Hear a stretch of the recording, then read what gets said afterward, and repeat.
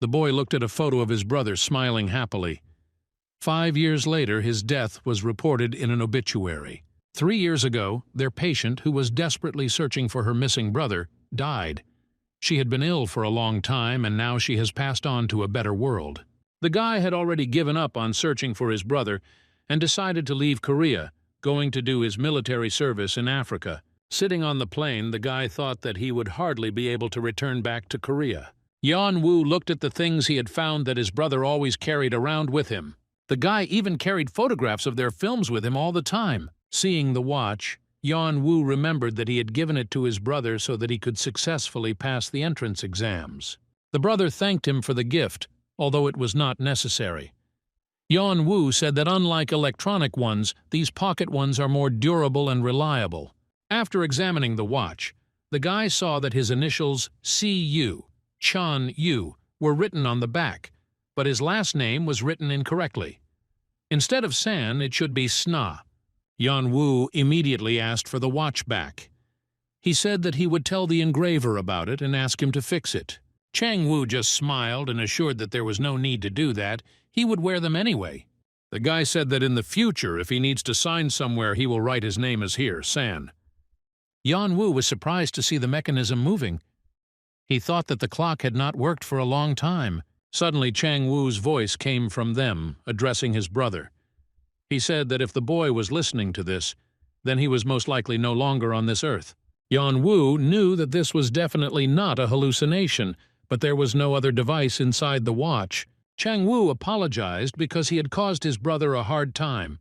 He wanted to find medicine for his mother and thought he would return soon, but everything went wrong. On October 9, 2013, he received a strange message. It looked like spam, but it only asked whether he agreed to participate or not. If it weren't for the circumstances, he would have ignored such a message, but suddenly the image of his sick and emaciated mother appeared before his eyes. So hoping that he could help her, Chan-Woo clicked yes. From that day on, he began to see strange dreams. October 12, 2013. What he saw then was not a dream at all. He saw creatures similar to elves and gnomes. It was a world where different fairy tale creatures live. And there was also one tall tower. It was located in the very center and pointed straight towards the sun. They said that if you managed to climb to its top, you can become equal to God. But the guy was thinking only about the elixir that can cure any disease. On October 28th, he gathered a team of like-minded people and began climbing the tower. Since then, combining this with real life has become difficult. On November 9th, he decided to leave home. He believed that it would take him 6 months to achieve his goals, so he cut off contact with reality. On December 1st, their team became known as Arta. They were the best in the world. On September 7th, because the process had slowed down, he needed another year. On November 11th, 2015, they had disagreements with one of the higher clans, which created obstacles to their plans. On February 31st, negotiations broke down, and the war began. The allies were hostile. The clan was completely destroyed. On March 4th, Chang-Woo had a loved one. On September 2nd, the war broke out again. On January 2nd, the war was still going on, and they were all having a very hard time. On June 6th, a traitor appeared among them. Disagreements began within the clan. Everyone began to suspect each other. On July 1st, Chang-Woo suspected that he had been poisoned. On February 28, 2018, he managed to get the elixir, but Chang-Woo had no way to send it home. He only now learned that there was only one person he could trust. That's why he decided to leave these notes here. If his brother hears them, he will definitely find the elixir and bring it to his mother. Yan-Woo sat for a long time, listening to the recordings, until he firmly decided that he would continue what his brother had started. The guy was scared and felt the power that people living in that world could control. The system reported that the awakening was complete. The process of information transfer was not yet complete. It was necessary to prepare the body to receive the information. At this stage, the receptor tuning was not yet complete. Physical abilities were ready. The feature was recognized, skills were added. Yan-Woo was about to find out what really happened to his brother, who left him to die, and why he still couldn't return after 5 years. The guy was going to bring his brother home at any cost and destroy all his enemies. When Yanwu saw the status window, he noted that it was no different from the game. The system told him that his body would be adapted to the game. The guy clearly had little skills, but his character was pretty good. He would remain calm in any situation and was immune to brainwashing. Chang Wu said that he met the dragon Kalatuz and made a contract with him on the 11th floor. Most likely, the art of dragon vision was a remnant of that contract. Yan Wu also received a heightened sense, most likely due to his personality. But the guy was most interested in the last skill because it was clairvoyance. Yan Wu assumed that it was all about the watch. The guy assumed that his brother wanted him to quickly find that elixir and immediately leave, but he didn't think that everything would be so simple. The person on the other end of the line didn't understand what was going on and was worried that something had happened to Sergeant Cha. Yan Wu put his house up for sale and burned his uniform and backpack. However, he still wasn't sure that he had settled all his affairs. He bought a new backpack, stuffed it with some clothes, food, a few knives he used in the army, and a first aid kit. He wanted to buy himself a gun or explosives on the black market, but if he continued to fill his backpack with ammunition, nothing good would come of it. Yan Wu was a little surprised to see that the first round had already lasted a whole week. Players who started later had a slight advantage. The closer someone got to the top one player, the more points they could get. Plus, there was a hidden thing that could greatly help a newbie advance, and this thing was supposed to appear any minute. Suddenly the wind blew up, and the next moment a large black door appeared in front of the guy. Yan Wu was going to help those on the other side find out who they were dealing with. From that day on, he was Chang Wu. The system reported that he had entered the ground floor, where the tutorial began. Once there, Yan Wu noted that the place was exactly the same as it was in his brother's diary. The tower was created as an entrance exam for players. It gave players a chance to become gods. If someone wants to climb the tower, they must first prove that they can do it. And the tutorial is the place where the player must prove it. The people who made his brother suffer are upstairs. They just have to wait. Yan Wu will come for their souls very soon. To get into the tower, he had to get a good score and clear the tutorial. It wasn't just a good score, he wouldn't settle for anything worse than first place. He also needed to collect as many goodies as possible, which were scattered throughout the tutorial, and improve his weak body as much as possible. Before the guy starts climbing the tower, he should have as many aces up his sleeve as possible. For now, he decided to focus on that. The voice that suddenly appeared was surprised by the guest at such and such a time. He was afraid that he would not be able to meet the guy and he would simply leave. Yan Wu immediately tensed up, holding his weapon forward. The goblin noted that no matter how good-natured he was, if the guy behaved like that, he would hurt him very badly and asked Yan Wu to put away those knives. He introduced himself as the manager of the ground floor and a guide named Ebulker. The troll suggested that it might have been fate for them to meet like this. The manager's advice was easy enough to ignore, but the guy decided it was at least worth listening to. Ebulker thought that the guy was very shy because he was always wearing this mask, but since he was already familiar with everything, it would be easier for them to communicate. The tutorial is divided into 7 blocks, from A to G. Each block has its own weather conditions and task that must be completed. Depending on the quality and quantity of completed tasks, the player receives points. When all blocks are completed, the total score will be calculated and announced. The benefit of getting a lot of points was that the higher the score, the better the reward. The troll thought he had explained that part well. The guy would have 30 days or a month to do this, and how he would divide this time between the blocks depended only on the player himself. At this point, the round had already lasted 1 week, and Ebulker asked the guy how he wanted to proceed, if he wanted to join next week. The strongest team was probably already too far away, so far that it was simply impossible for a newcomer to catch up. But the guy expected that. The troll added that it is recommended to complete the blocks in teams of 3 to 5 people. Based on what was said above, if he goes through everything alone, he will be able to get the most points. In the tower, the player received as many points as he put in the work to achieve them. The guy's score will be calculated based on what he does when completing the task. Usually, players like the guy went one of 2 ways. They either believed in their own strength to the last and went alone, after which they simply died. or they do something that the troll finds very interesting to watch. Bulker said that if this is his final choice, the test will begin right now. The challenge: a rookie trying to become a god to climb to the top of the tower. The guy had to prove he had what it took. Deadlines. He had to complete it within the allotted time. He was given 549 hours and 37 minutes. Upon entering Block A, Yanwu had to disarm or destroy all the traps in that block. The diary mentioned a huge number of traps in this block. However, since the location of these very traps was unknown to him, the information was not particularly useful to Yanwu. The guy managed to crouch down in time and put his backpack forward, protecting himself from the metal arrows that were heading his way.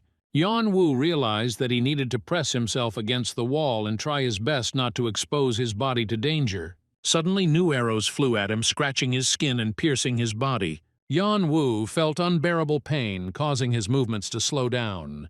Thanks to the skill cold-bloodedness, the boy showed no signs of pain. Now he could move freely, as he developed tolerance to pain. Yanwu knew it would be dangerous, but he didn't think it would be that dangerous. He would go crazy if things continued like this. Grabbing the arrow stuck in his hand, the guy abruptly pulled it out, immediately cauterizing the wound with a lighter.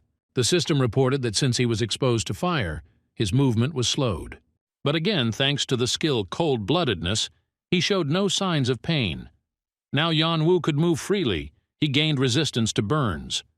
All the arrows that flew at the guy flew out at a certain moment. There was also some weak signal there. The guy needed to choose the right moment.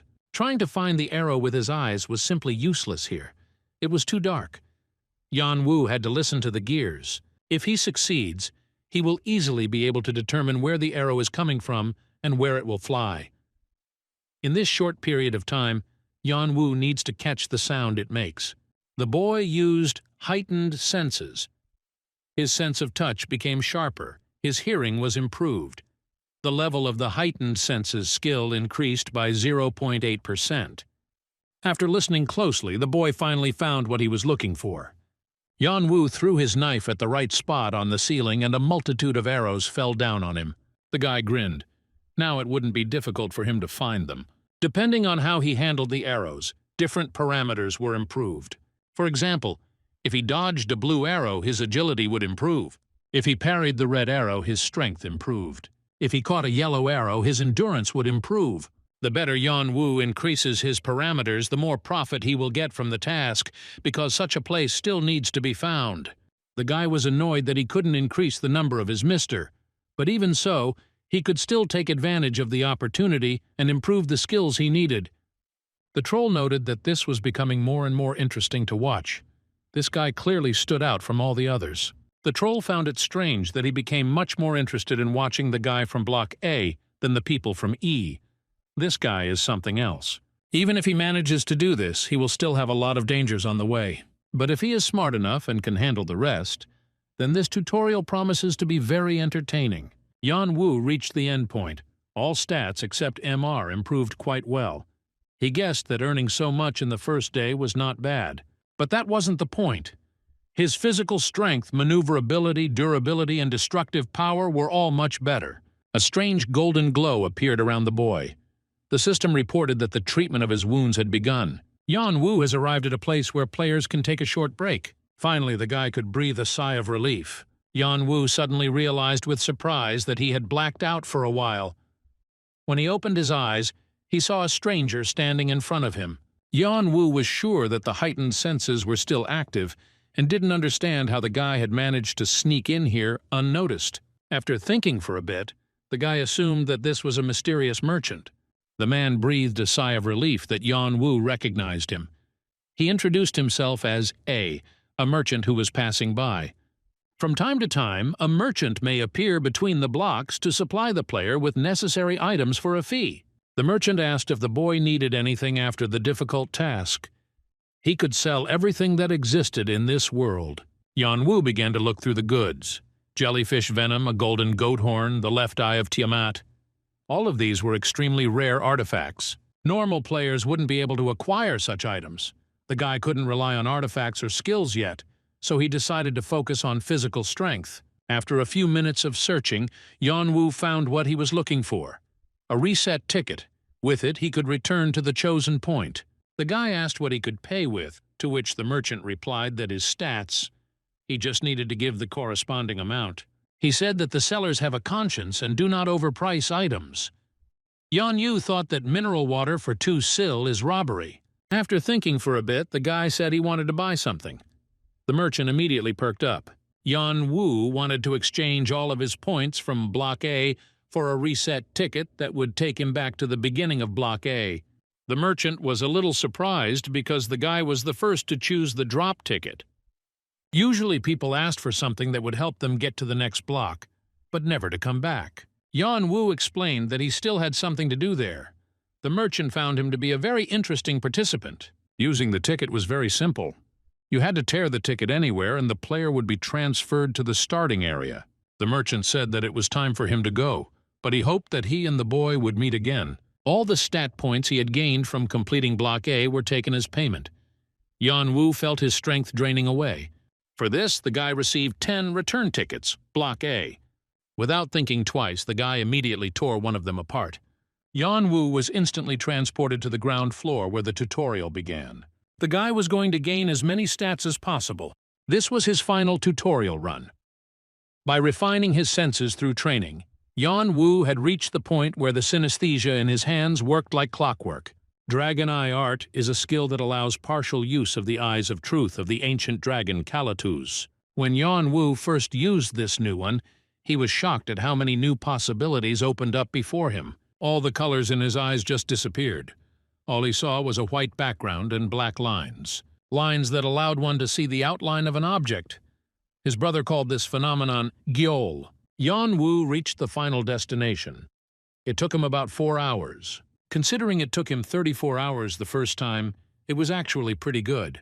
His stats improved a little bit. He thought it would be enough to catch up with some players. The top players were probably already almost at Block E.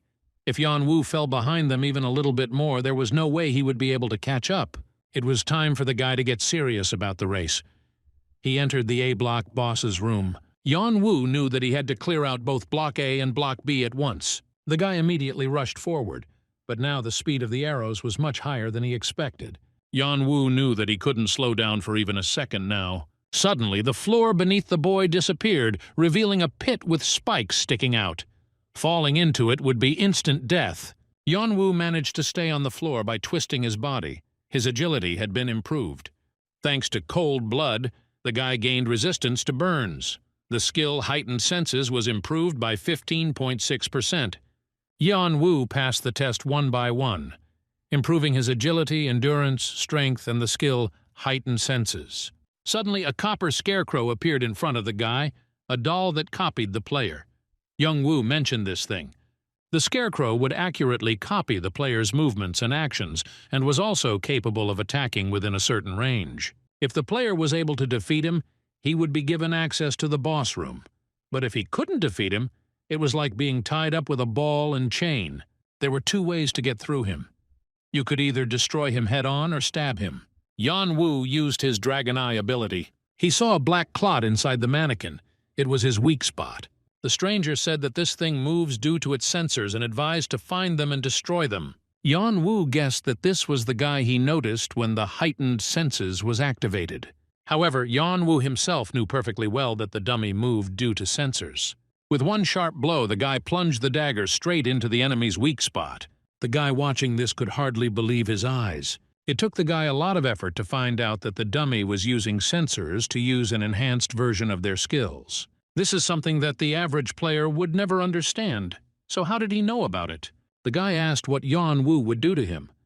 At first, Yan Wu didn't understand what he was talking about, so the guy asked again what he intended to do to him. Yan Wu answered honestly that he didn't intend to do anything, and only asked how the boy knew that the copper doll worked using sensors. The boy replied that he could see the magical threads wrapped around the copper doll. Yan Wu thought so. He could see magic, meaning he was very strongly connected to it, which is quite rare even among those who can control it. Yan Wu said that how he sees and controls magic was what interested him most now, and he would be grateful if the boy taught him how to do it. If he can learn this technique, it will help him when it comes to learning how to control magic. Yan Wu added that he is not asking for it to be done for free. He promised to help the boy get out of here. Yan Wu thought it was quite a good offer. After waiting a bit, Yan Wu noted that he was not going to force anyone and intended to leave, but the guy hurried to stop him. The guy was a little surprised and didn't believe that Yan Wu couldn't control magic. He only answered honestly that he had no reason to lie. The guy thought it was impossible that someone who couldn't control magic could deal with a mannequin. In normal situations, no matter how many skills or physical enhancements you use, there won't be a scratch on it. But this guy is able to deal with him in a couple of hits, while not being able to control magic. The guy agreed to help Yan Wu and introduced himself as Yule.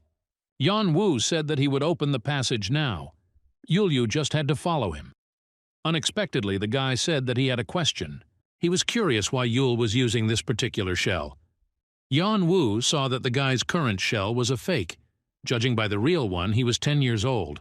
He was still very young and apparently far from being an ordinary person. Yan Wu reminded him to remember to be polite. The boy wasn't going to be soft on him just because he was a child. Yan Wu was once again able to easily hit the weak spot of each attacking dummy. Yule watched this from cover, unable to hide his surprise at his partner's actions. Yan Wu reported that they were almost at Block B and reminded him that the guy still had to fulfill his part of the deal. Yule, afraid of how the guy would react to this, said that he had been seeing mana since birth. Yan Wu guessed that this skill is entirely dependent on your genes. It's very rare, but there have been cases.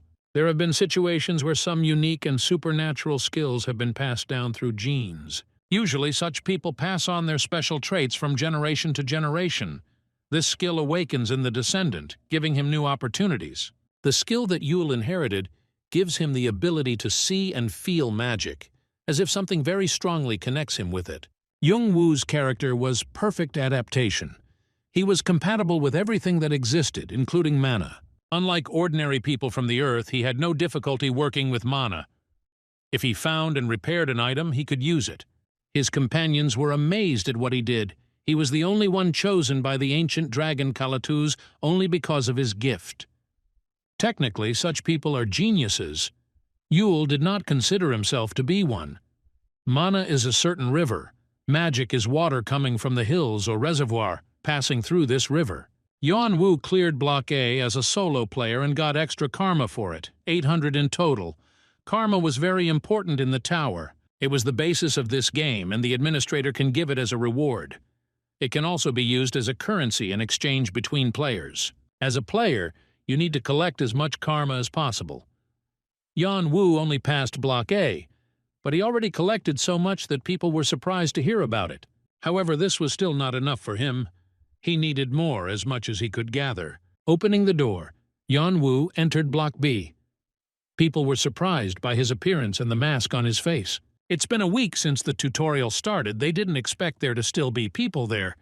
They were also surprised that the guy soloed Block A. Turning to Yule, the guy did not understand why he was standing there and finally invited him to come in. Yule couldn't believe that he had finally managed to do it. Turning around, he saw a group of guys standing nearby. Noticing the guy, they immediately frowned. Yan Wu assumed that they were his team. Yule replied that they were, but he had no intention of dealing with them now. Yule felt like he had already told the guy about this, but Yan Wu noted that he had only talked about the flow of mana. To the boy's surprise, Yule is quite well informed about magic. It was difficult for him to understand, but he still got an idea of magic and mana in general. Now Yan Wu roughly understood what magic was, but he didn't know how he could easily start controlling it. He asked Yule for the easiest way to start feeling mana. The guy himself didn't know it. He knew how to control her from the very beginning, so it was difficult to explain to him how to do it. Assuming that Yule would wait until the tutorial was over and then head home, Yan Wu informed them that they were going their separate ways. The man liked the flame in their eyes. People like them are born to do great feats. The man introduced himself as Build, a representative of Arandon. He would be waiting for them in the waiting room of Block B and offered to team up with them if they got there. The boys couldn't believe their luck. By joining Arandon, they would become part of an invincible group that completely destroyed the tutorial. The dummies advanced one after another. It was impossible to get past them. If things continue like this, they will never be able to complete the tutorial, much less leave it alive. The boy glanced at Yule. His ability to analyze the flow of magic was of little use since he was always standing behind. Grabbing the guy by the scruff of the neck, he threw him towards the mannequins, telling everyone else to run faster while they were busy. Yule couldn't believe what was happening. He didn't understand how they could do this to him. Yule hoped that he would meet good comrades, but now he doesn't even want to talk to him. The guys asked how he managed to get in here, to which Yule only replied that it didn't concern them in any way. He didn't know what they wanted from him and told them to get lost. They still can't look him in the eye after what they did. Yule suggested pretending that nothing had happened, and that they simply didn't know each other. The guy immediately bowed, asking for forgiveness. He promised that he would do anything for Yulia as an apology for what happened. But in return he asked not to tell anyone about what happened. It was hard for him to explain all the details, but he simply begged the boy not to tell anyone about what had happened. The others asked him to do the same. Yule didn't understand what they were talking about and told them to get lost. He didn't want to see their disgusting faces anymore. The guy understood that he couldn't leave things like that. He had already told Bill that Yule had sacrificed his life for them. If he tells anyone, the guy will lose his position in Arandon, for which he worked so hard. The first time it was very difficult for him to betray Yulia, but the second time it will not be difficult at all. Luckily, they were in a place where no one was really looking, so it wouldn't be hard to get rid of the guy without being noticed. In any case, Beetle didn't even know what Yule looked like. He could tell that it was the victim from the boss's room. The Arandon group in the tutorial is directly connected to the Blue Flower Island, which is why they recruit newcomers there. But the people of the island are very capricious, which makes them feel out of place around people with a sad past. They would not be able to cope with what Yule went through. The guy didn't understand who this stranger was and what he wanted from him. The next moment, a scream was heard. With one blow, Yanwu cut off the boy's hand. The guy could have easily gone to Block B, but after he found out that Yule was betrayed by his own allies, he simply couldn't stay away. This situation with Yule reminded him of something. She reminded him of his older brother, who had been stabbed in the back by the allies in the same way. The boys didn't realize how long he had been there because none of them noticed him. Yanwu noted that if they were going to stab someone in the back, they should be prepared to be stabbed in the back themselves. The boy promised to kill Yanwu for what he dared to do to his hand. Easily grabbing the boy's remaining arm and twisting it, Yanwu only wished him luck with this. He, in turn, promised to help the guy become disabled. The guys didn't understand why he was interfering in their affairs, since they hadn't done anything to him. Yanwu simply replied calmly that he was just like them, doing whatever he wanted. The boy ordered them to drop their weapons. Seeing that no one was in a hurry to obey, he twisted their leader's arm even more tightly. He immediately shouted at them to quickly drop their weapons. Having carried out the order, the boys told him to immediately release Cain. Instead, Yanwu merely pushed the boy to the ground, causing him to writhe in pain. One of the guys tried to object that they had not agreed on this, but he also received a punch in the face. Seeing this, the others immediately grabbed their weapons and rushed to attack the guy. Yanwu also suddenly rushed towards them, cutting his opponent's legs with his daggers. Taking advantage of the fact that they couldn't get up, the guy delivered the finishing blow. Yule watched all this with great surprise.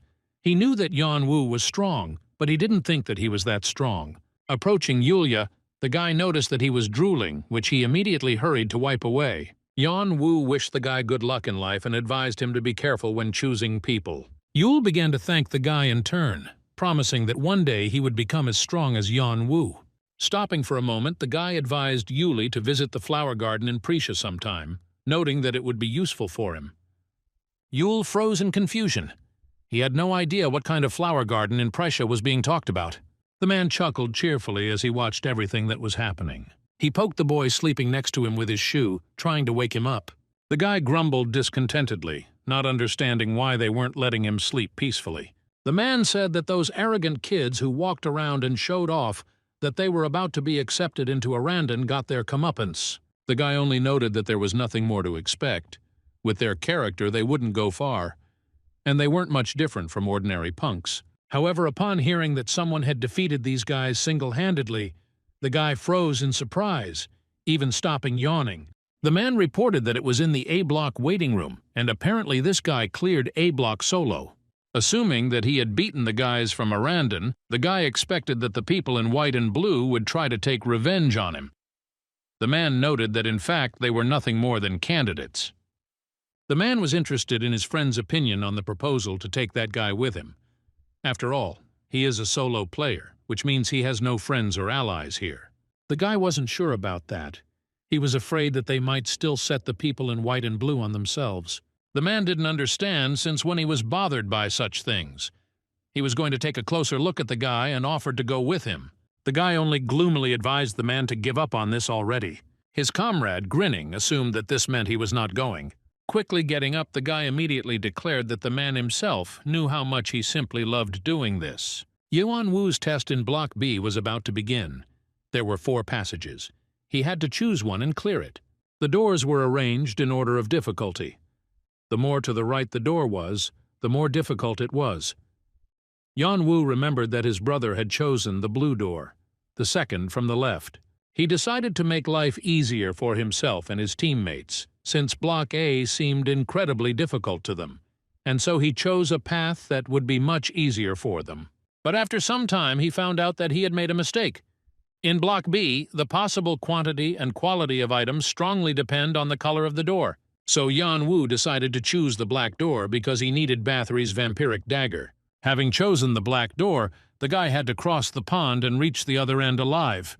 The pond of Zhongjuesu was created from the water released by the giant Mimiru, who suddenly died while carrying it. The pond was full of living creatures. The boy kicked a nearby pebble, throwing it into the pond, as he thought this was not ordinary water.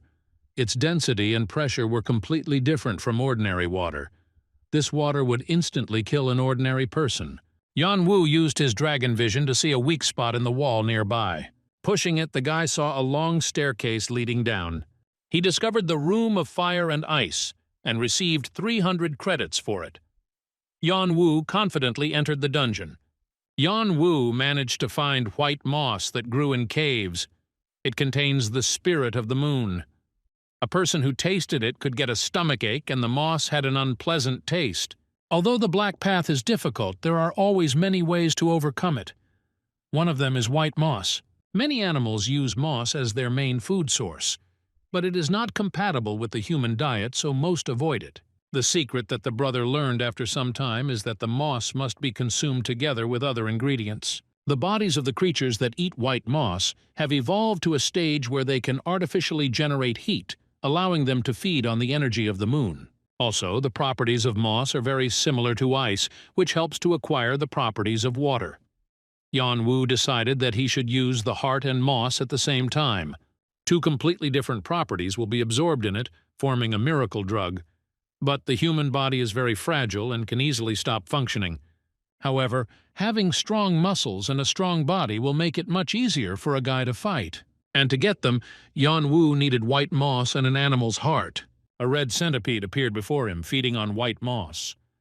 This creature lives in dark caves, and its eyes have atrophied and other senses have developed. Yuan Wu received a secret quest. If the monsters came out of the dungeon, the entire ecosystem could be in danger. The boy had to kill as many monsters as possible. The higher the level and number of monsters, the better the reward will be. Yuan Wu tried to cut his opponent with a dagger, but he turned out to be very strong.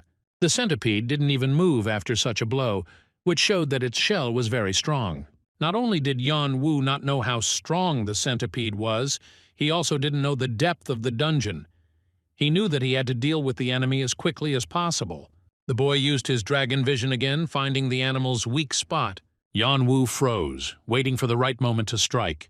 Jumping up, Yuan Wu found himself on top, straddling the centipede. Without thinking twice, the boy thrust the dagger into the weak spot with all his might. However, his plan did not succeed.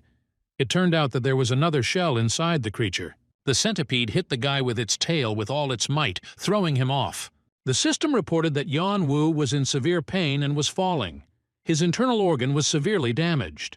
The lymph of the red centipede penetrated into the inside of his body. The guy was poisoned. He had 4 broken ribs, 2 fractures in his spine, and a thinning of the blood in a vein in his left thigh.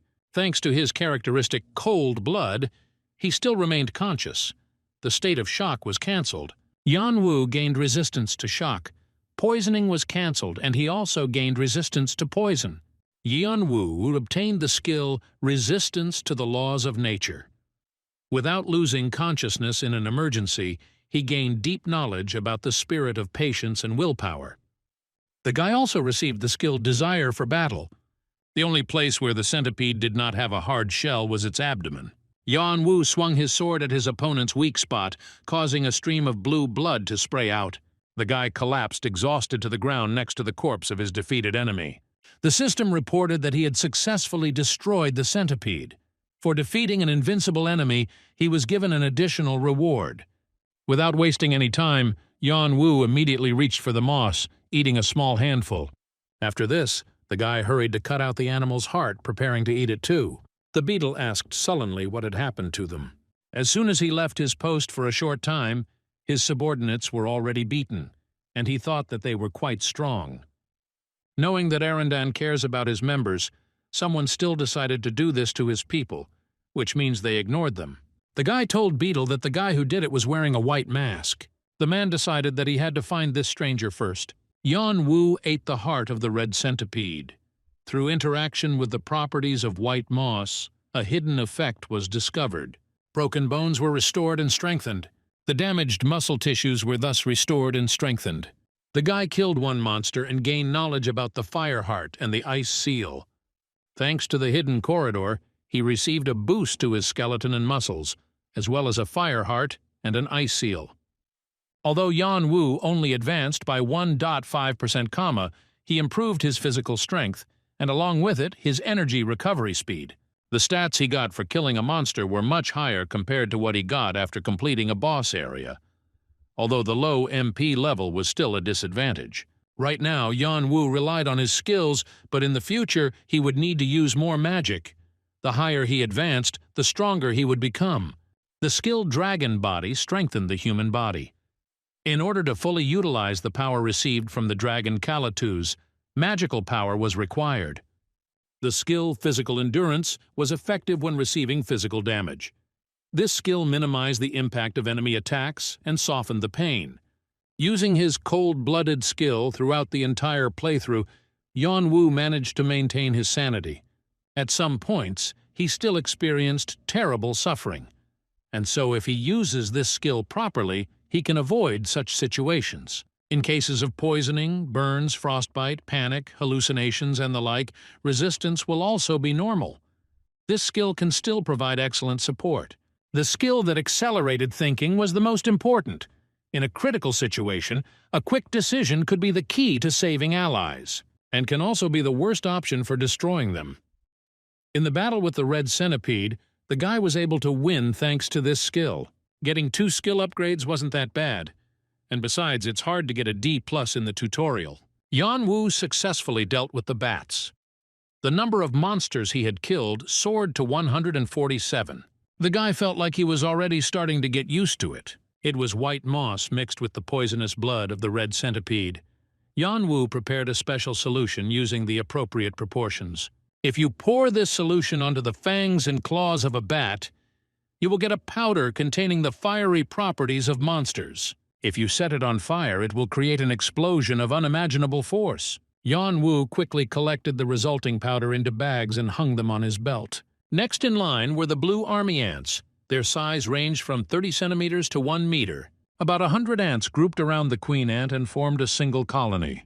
The peculiarity of this colony was that ordinary ants were ready to risk their lives to protect their territory. Facing off against 100 monsters was madness, but Bathory's vampiric dagger was outside this room. The Vampire King was one of the long-dead monarchs. He grew stronger by draining the power of others. There are still many players who have not recovered from this. Bathory's vampire dagger had a 3-digit rating. This means it is among the best. It is the only and unique item in the entire tutorial in Tower.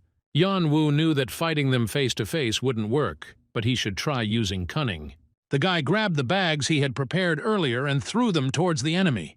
By throwing his lighter into it, Yan Wu managed to successfully blow up the ant nest. 217 blue ants were killed by the explosion. 89 blue ants were burned. For this, Yan Wu received an additional achievement. Most of those that the guy managed to destroy were either cubs or unhatched eggs. There were still plenty of adults. He could deal with these guys after he got the vampire dagger. And now the guy was about to move on to more dangerous business. Yan Wu froze as he noticed the main enemy approaching. The guy immediately took out a dagger and stood in a stance, preparing for the upcoming battle.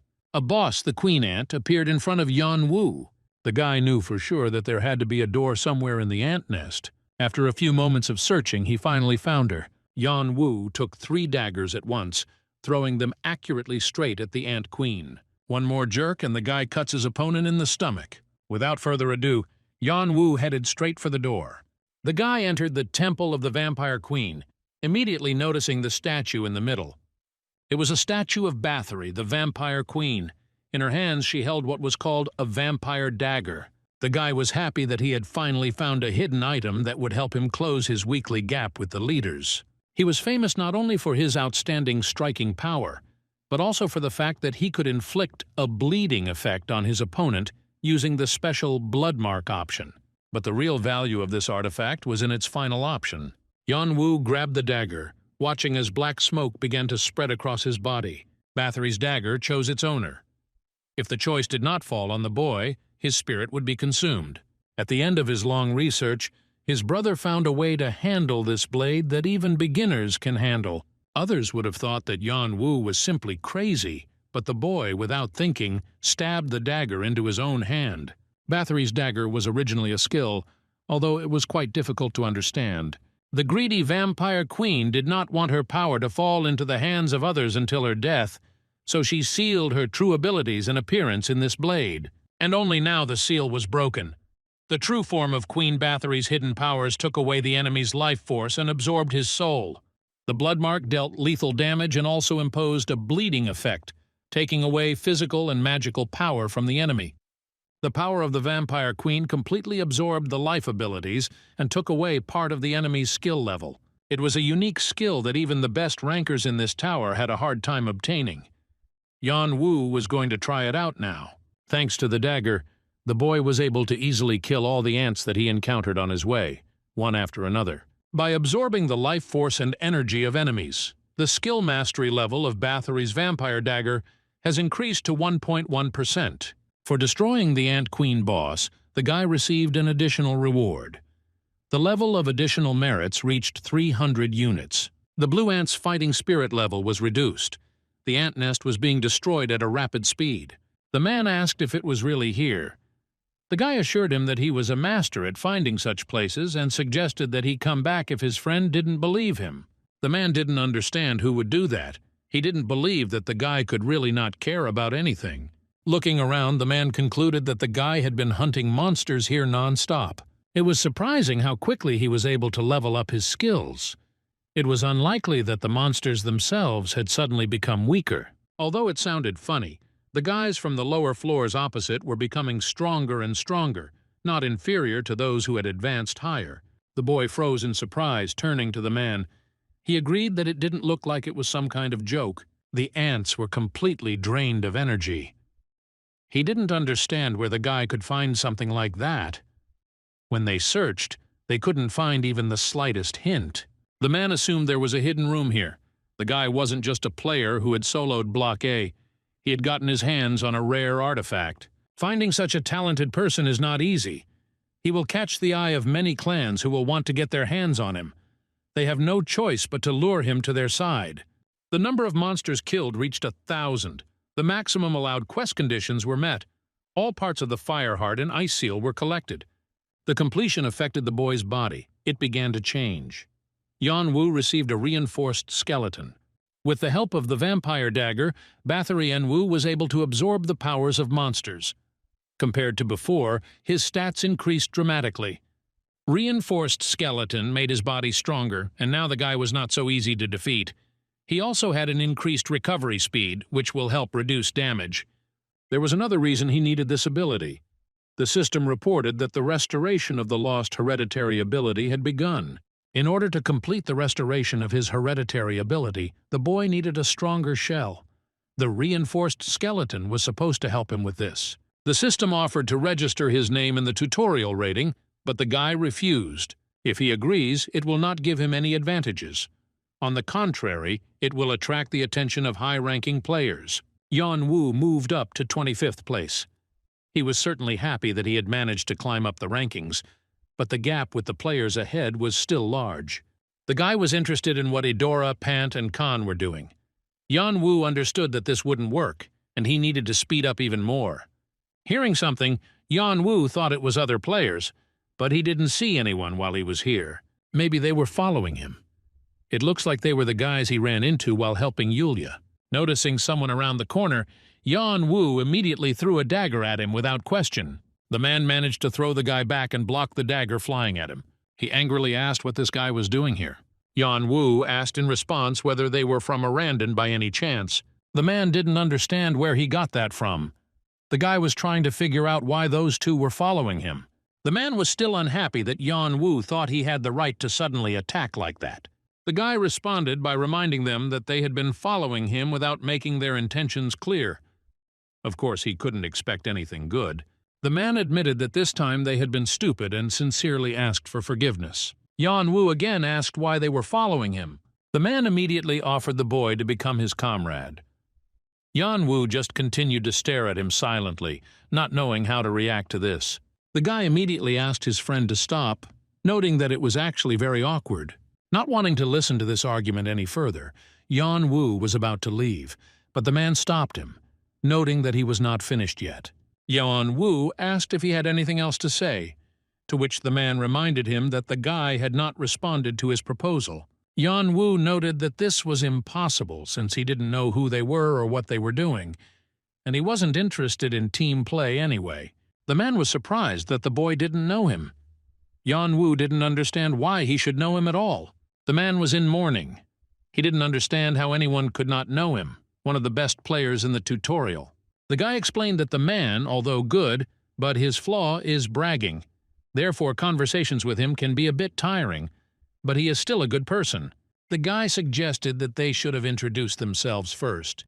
He said he was Khan, and the man was Doyle. Yan Wu immediately remembered that Doyle was ranked 3rd in the tutorial rank, and Kang was ranked 10th. Khan noted that it might seem a little suspicious that they were still here when they should be at level E or F by now. Yan Wu interrupted him, saying that he believed them. The boy was very surprised by this. Although Yan Wu had only recently learned about this, when you look at a person with the dragon's eye, you can learn some useful things about them. If a person's aura is barely noticeable, it means that his way of thinking is positive. And if it is negative, then on the contrary, his aura will completely fill his body and will also be clearly visible. As for Doyle and Khan, their aura was a dim color, which meant that they were not lying. Yan Wu wondered what the reason was that the people who were busy accumulating points came from the previous zone to ask him to join their ranks. Khan asked if the guy was a member of any clan or team, to which he honestly replied that he was not. Khan told them that there is one artifact in Sector E that they need to get, but this is only possible if the group consists of at least 4 players. Ian Yu noted that they could also find players there. Khan reported that most of the players in Sector E had already decided on their membership in one group or another. It's quite difficult to find someone with abilities in Block A. Yan Wu didn't understand why they chose him. He assumed they had noticed that he had gone through Block A alone and dealt with Kane's group. He was unhappy that he had drawn attention to himself. Yan Wu didn't believe that there was such an artifact in Sector E that was difficult to obtain even if Rank 3 and Rank 11 players joined forces. Khan just chuckled and said they couldn't explain it in more detail, but they wanted Hogan's crown. The boy remembered the hidden lair that his brother's team had accidentally discovered. The Lizard King Hogan is very cruel and strong, and therefore requires a lot of strength to defeat him. The reward for killing him is Hogan's crown. It increases the number of greatness points and gives the leadership skill. Yan Wu didn't need it. Besides, his brother was betrayed by the team he trusted. It's the ruthless natural selection of the tower. When you expose your back, you don't know when you'll be attacked. In such harsh conditions, there should be no reason to abandon your comrades or subordinates. But this can happen to a couple of people. Khan promised that he would not remain in debt to the guy. If there was something he wanted, they were ready to give it as payment. Yan Wu thought that he could get some good stats in the hidden lair. Although he would spend a lot of time, it wouldn't be much of a loss, rather the opposite. An Yu agreed, but on the condition that all the rewards, except for the artifact they needed so much, would be his. The guys agreed, but only if Yanwu also showed his abilities with dignity. The man finally suggested introducing himself to the guy too. This place is a battlefield. The guy realized that there was no need to reveal his real name and decided to come up with another one that they could call him. After thinking for a bit, the guy said that his name was Kane. Yanwu completed the black line of Sector B as a solo player. He obtained an achievement that is not easy to obtain, for which he was awarded additional merit points. Doyle didn't believe that this guy was definitely in Sector B. He thought it was impossible to level up skills so quickly. Yanwu also completed Sector D as a solo player. All his stats were restored. Entering Sector E, the guys started complaining that they were exhausted. Khan was sad that it was light here. Otherwise, he would have slept. The tutorial is divided into internal and external sides. In the internal side, players mostly assess their abilities sensibly, trying to quickly pump up the missing skills. In the outer part, you can't upgrade your skills. In these zones, you need to establish yourself based on previously acquired abilities. The Zone E test began, and the guy received a token. They were hidden throughout the sector. Found tokens could be exchanged or given to another player. These words also meant that it could be taken from the player by force or killed and stolen. All the tokens are very well hidden, which makes it very difficult to find the other 98. But it is much easier to take them from other players. So it's pretty obvious what the players will choose. Chang Wu said it requires a lot of effort. Doyle didn't seem interested in the tokens. He may have already collected enough before he returned to the Sector B waiting room. Yan Wu said that he received a task and suggested to quickly deal with the secret room so that he could collect his tokens at the same time. Doyle said that there are some differences here. Sector E was much larger and more expansive. Each zone had a different environment. To the east, jagged black cliffs towered, and in the west there were spacious plains through which rivers flowed. In the south there were low hills, but at the same time a dense forest grew in the northern part. And also in the very depths of the northern part there is a swampy area. Therefore the types of monsters living in different zones are very diverse. Outside the forest, there are mostly small monsters like goblins and kobolds. But if you go deeper into the forest, you will encounter large monsters like trolls and orcs. The swamp was inhabited by humanoid lizards, and in the western and eastern territories one could encounter orcs and sandworms. While fighting these monsters throughout the game, you can find hidden tokens, as well as even more dangerous players that you should avoid in order to save your tokens.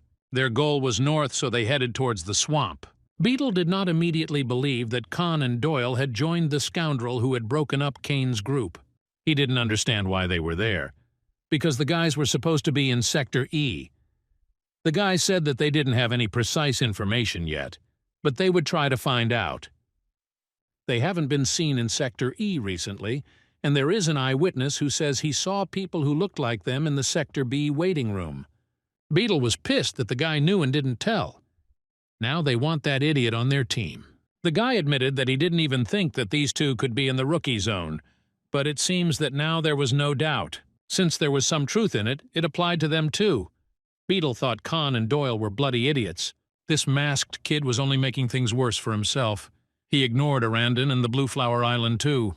The man ordered all members of the organization to be gathered. The boy said that they were all already waiting outside. Beetle confidently stated that they were following the masked man. Yan Wu was surprised at how quickly time was passing. He had already reached here.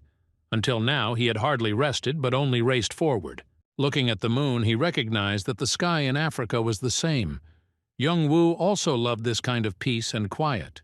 Like Doyle, they were different from other players. They were always smiling. Whatever they did, they were full of confidence. They had something that other players didn't have. They acted like it was normal, like a daily routine. They were used to this kind of life. They were amazing people. Their talent for understanding each other in battle was amazing. During the fight, Khan performed the functions of physical attacks, while Doyle used his mind and controlled the situation. Thanks to this, they can know how and when the enemy will attack. They obviously knew each other for 5, 10 years, or even more. They trusted each other with their lives. They were very professional, but not so simple. However, Yan Wu could not find out the reasons why the boys became so close. The only thing that was obvious to the guy was that they looked good. But Yan Wu didn't think he wanted to know about their relationship or get closer to them. It was just that their appearance reminded him of someone. The deeper the night, the more useless emotions appeared. Yan Wu intended to get rid of all these confused thoughts, but instead, there were even more of them. Yan Wu was surprised that Kang woke up. His turn to be on watch was not yet soon. The man complained that it was noisy around and he could not sleep. Yan Wu admitted that it was a little annoying. He wanted to go and deal with them himself and apologized if he woke Doyle up. The guy assured them that everything was fine. His whole body was numb from sleeping in one position anyway, and now they could stretch their legs properly. Doyle wondered if these people knew that Khan was there and came, or if they had stumbled upon them by chance. It made no difference to the man. All that mattered to Kanu was that he had his sword. Approaching the bushes, the man cut off the top leaves with one blow. The assembled men did not understand how the boys knew that they were there. The leader ordered them to disperse, because it would be more dangerous if they gathered in a group. Without thinking twice, Khan rushed forward, blow after blow, destroying everyone in his path. Doyle applied his talent for taming insects. This talent is quite difficult, as you have to deal with insects that have a low level of intelligence. The insects immediately swarmed around the people, depriving them of visibility and preparing to eat them at any moment. Turning around, Doyle saw two strangers approaching Yan Wu. Fran and his crews were the most active scavengers in Sector E.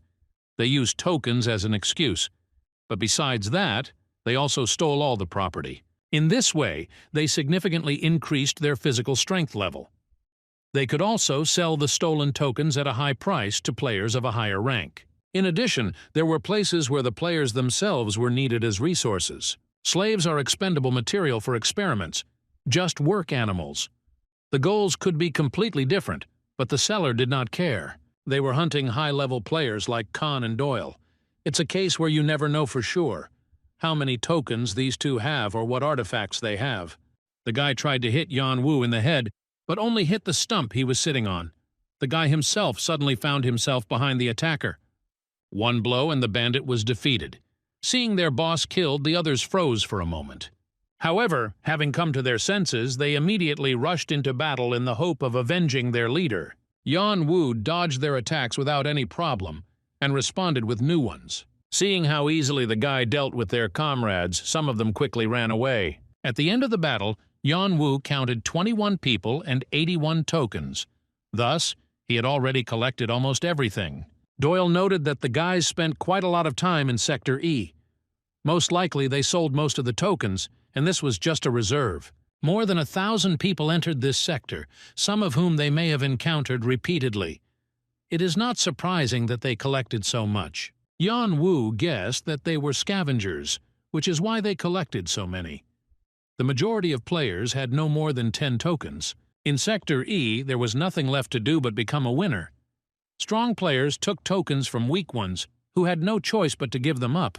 No matter how, strong players still got tokens very quickly without much effort, while weak players were constantly short of them. The scavengers squeezed as many tokens out of players as possible, no matter the method. This was good for stat boosting, and the tokens could also be used as currency. Doyle offered Yan Wu to take all the tokens he had received. The guy noted that they hadn't yet paid in advance for their deal and suggested that it was him. In fact, the best place to get extra points is Sector E. Besides, there should have been a creature nearby that the guy wanted to catch. Therefore, now he must increase the amount of missing magic power. And he can also complete the restoration of the inherited skill. After they dealt with the Lizard King, Yan Wu was going to go after her right away. Khan noted that they would now have enough trouble with their opponents, and they should be on guard. The boy watched in fascination as Doyle called the midges to him and then lit a fire out of them. These were fire insects. If there was a predator that wanted to eat them, they would spontaneously ignite to set the enemy on fire. Doyle reported that there were many amazing insects in the tower. Yan Wu admitted that there were things in the tower that even Zhong Wu did not know about. The guy once again dealt with his opponents without any problems, heading towards the dead lizard. Kan asked what he wanted to take from him. Yan Wu replied that it was the eyes. The eyeball of a humanoid lizard could be used to make an artifact that would give a special buff with a powerful effect. A giant with dozens of eyes and 100 arms, a weapon called kisu. When you make kisu eyes from lizard eyeballs, you get a very important material. Doyle stopped, pointing to the tracks, noting that it looked like someone had been there. Yanwu examined the remains of blood, admitting that not much time had passed since the battle began. The value of a hidden room was that it was hidden.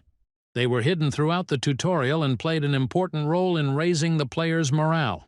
Therefore, the hidden room that was found could no longer appear in the current tutorial round. If other players started Hargan's lair, then Khan and Doyle's attempt was in vain. Yanwu noted that the tracks only lead in one direction. There are no backtracks. The people who came here were not looking for this place. Pointing to the tracks on the ground, the guy suggested that they were dragging someone. It looks like the humanoid lizards were dragging some kind of bait and lured the players here. Monsters are not just prey for players. There have been times when they have become predators, targeting players. This was the territory of monsters, and they knew it much better. Periodically, you could come across all sorts of traps. There is no way around it. Kang noted that although it was scary, they couldn't get distracted. Yanwu thought it would be easy, but still, coolness was coolness. Kang reminded him that they hadn't discussed everything about their case yet. Yanwu decided that since he had been pretending not to know anything until now, it was best for him to continue doing so. The man said that this is where Kargan's lair is. On the way here, they dealt with a bunch of humanoid lizards.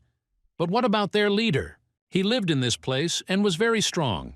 Kang and Doyle would not be able to deal with him.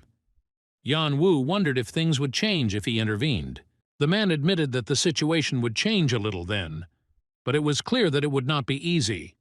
In addition to the male, there was also a female in the inner part of the den. No matter how hard they tried, the three of them wouldn't be able to kill them. They would only die themselves. Yanwu wondered what they should do then. Kan suggested stealing the artifact. They wanted to lure the male outside the den and keep the female inside. While Kang distracts the male, Yanwu will have to quickly rush at the female. At this point, Doyle quickly pulls the crown off her head. But the female is still very strong. Yanwu alone can't do anything to her, so Kang warned him not to engage her in battle under any circumstances, but simply distract her. Be that as it may, the guy carried out many missions on the battlefield in Africa, but there he did not rely on chance. Back then, he was a soldier who had to obey orders from above, but now he is effectively a mercenary working for a fee. They entered the battlefield. A new area, Hargan's lair, opened up for the boys. They received 500 additional points. The humanoid lizards immediately reacted, sensing that people had appeared nearby. The hidden boss, Hargan, appeared and was not happy that people dared to invade his territory. He promised that they could expect no mercy. There are 5 kings in Sector E who rule the forest. Hargan was the strongest of the humanoid lizards who ruled the northern part. The hidden quest offered to kill Hargan and his guardsmen in exchange for Hargan's crown and a rare item, the blue-scale sword. The guy felt such intense tension for the first time. Even when he first got into the tutorial, he didn't feel anything like this. He had the same feeling as when he first entered the battlefield in Africa. However, now this feeling disgusted the guy. Hargan immediately rushed at the guy, intending to kill the man who entered his property. Kan rushed forward, blocking his opponent's blow. The lizard shouted at the man to give up, because he was no match for him. Khan just chuckled and apologized for not being in the same shape as before. The man continued to retreat back, distracting the king. Taking advantage of the moment, Yanwu and Doyle hurried into the cave. Yanwu was able to easily defeat the guards inside by stabbing them in the head with a dagger. Suddenly, the boy heard heart-rending cries for salvation. The people sitting in the cages begged those who came to save them. This was connected with the traces of the kidnapping that they had seen at the entrance to the lair. Now it was clear where the lizards kept their prey. This prison with people is like a food storage. They can come here any time if they want to eat. If they release them, they will not be able to take the crown from the female. The female could appear at any time. They had to hurry and find her, and Doyle still had to hide. The guy was surprised that Yanwu wasn't angry at all. He couldn't understand how the boy could feel nothing while looking at such a sight. Yanwu decided that it was all because of Doyle's young age. Yanwu only replied that he was also a human being, and that not being angry didn't mean anything. Doyle didn't understand how he could be so cold-blooded back then. Yanwu reminded them that they were coming here for the boss, and Kang might be in danger now. Doyle should not forget that the man was in a fierce battle with Hargan. He could not defeat him alone, and the longer they delayed, the more danger he was in. First of all, they had to make a sound decision. If they don't prioritize, nothing will work. Yanwu promised that he would leave here, and then it would be unclear what would happen to them. Will they die or survive? Doyle slapped himself across the face, trying to bring himself to his senses. He apologized to the boy and admitted that he hadn't thought about it. The boy walked forward resolutely, noting that Khan was waiting for them. Yanwu noticed that the female was using this human prison to feed her cubs, so he decided to try to take advantage of this. The guy shared that he had a good idea and suggested adjusting their plan a little. Yanwu assured that if everything went well, they would be able to save these people. The guy added that they would need the fire insects that Doyle had used at night today. The female was furious that people dared to encroach on their territory. She decided that the invaders had come for her children. She ordered her subordinates to protect them even at the cost of their own lives. Yanwu froze when he saw the lizard queen in front of him. Taking out his bag, he asked the queen if she liked fireworks.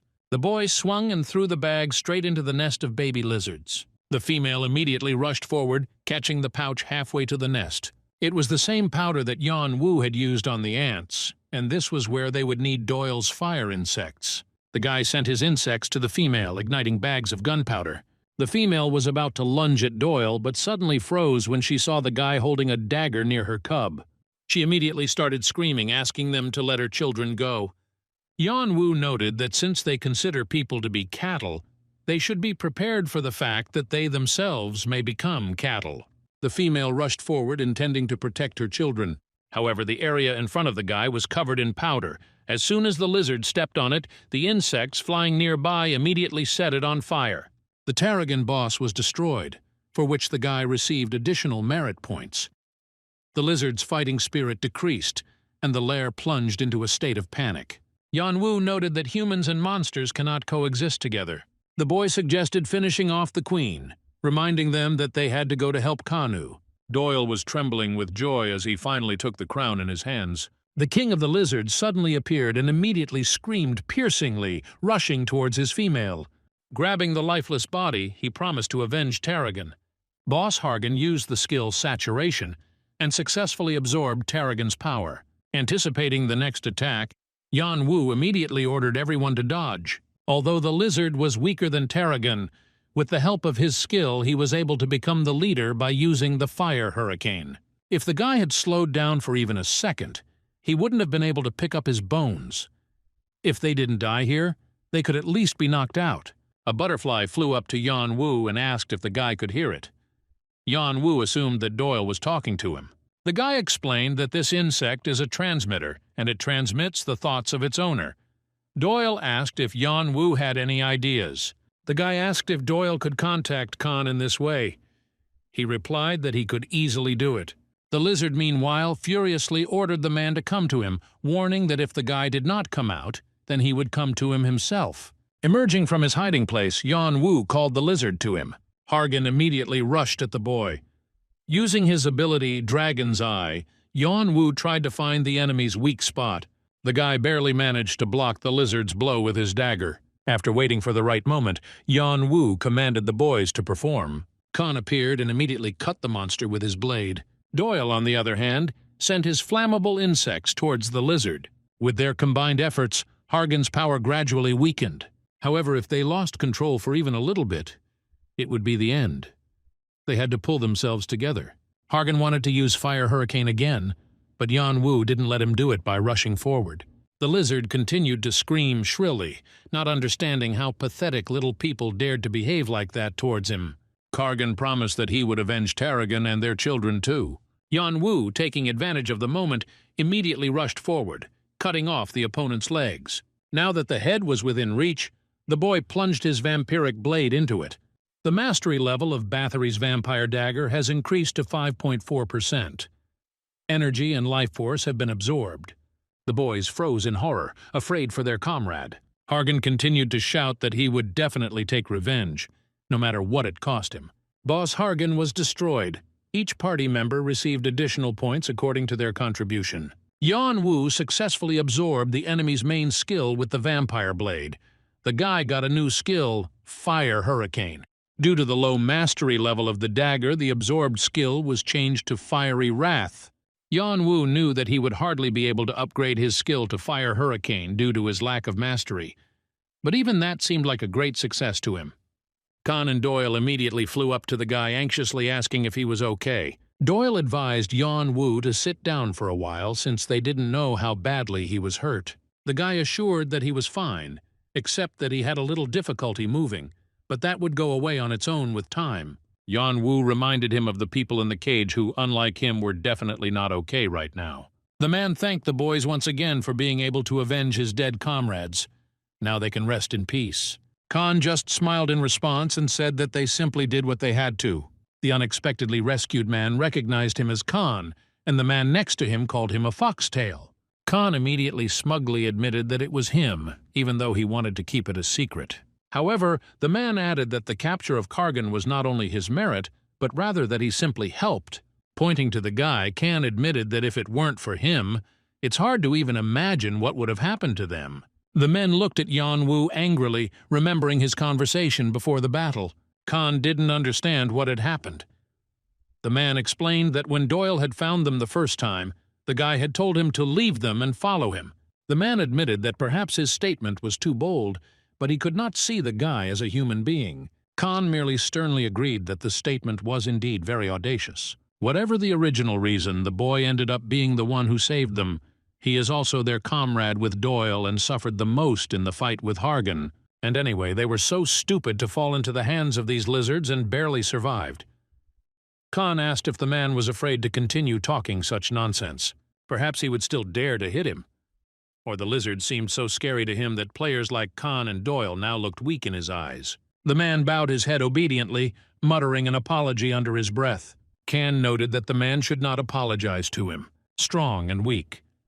Inside the tower itself, the relationships between people were based on the same principle. The man was incredibly angry, and yet when they were caught, they needed him so much.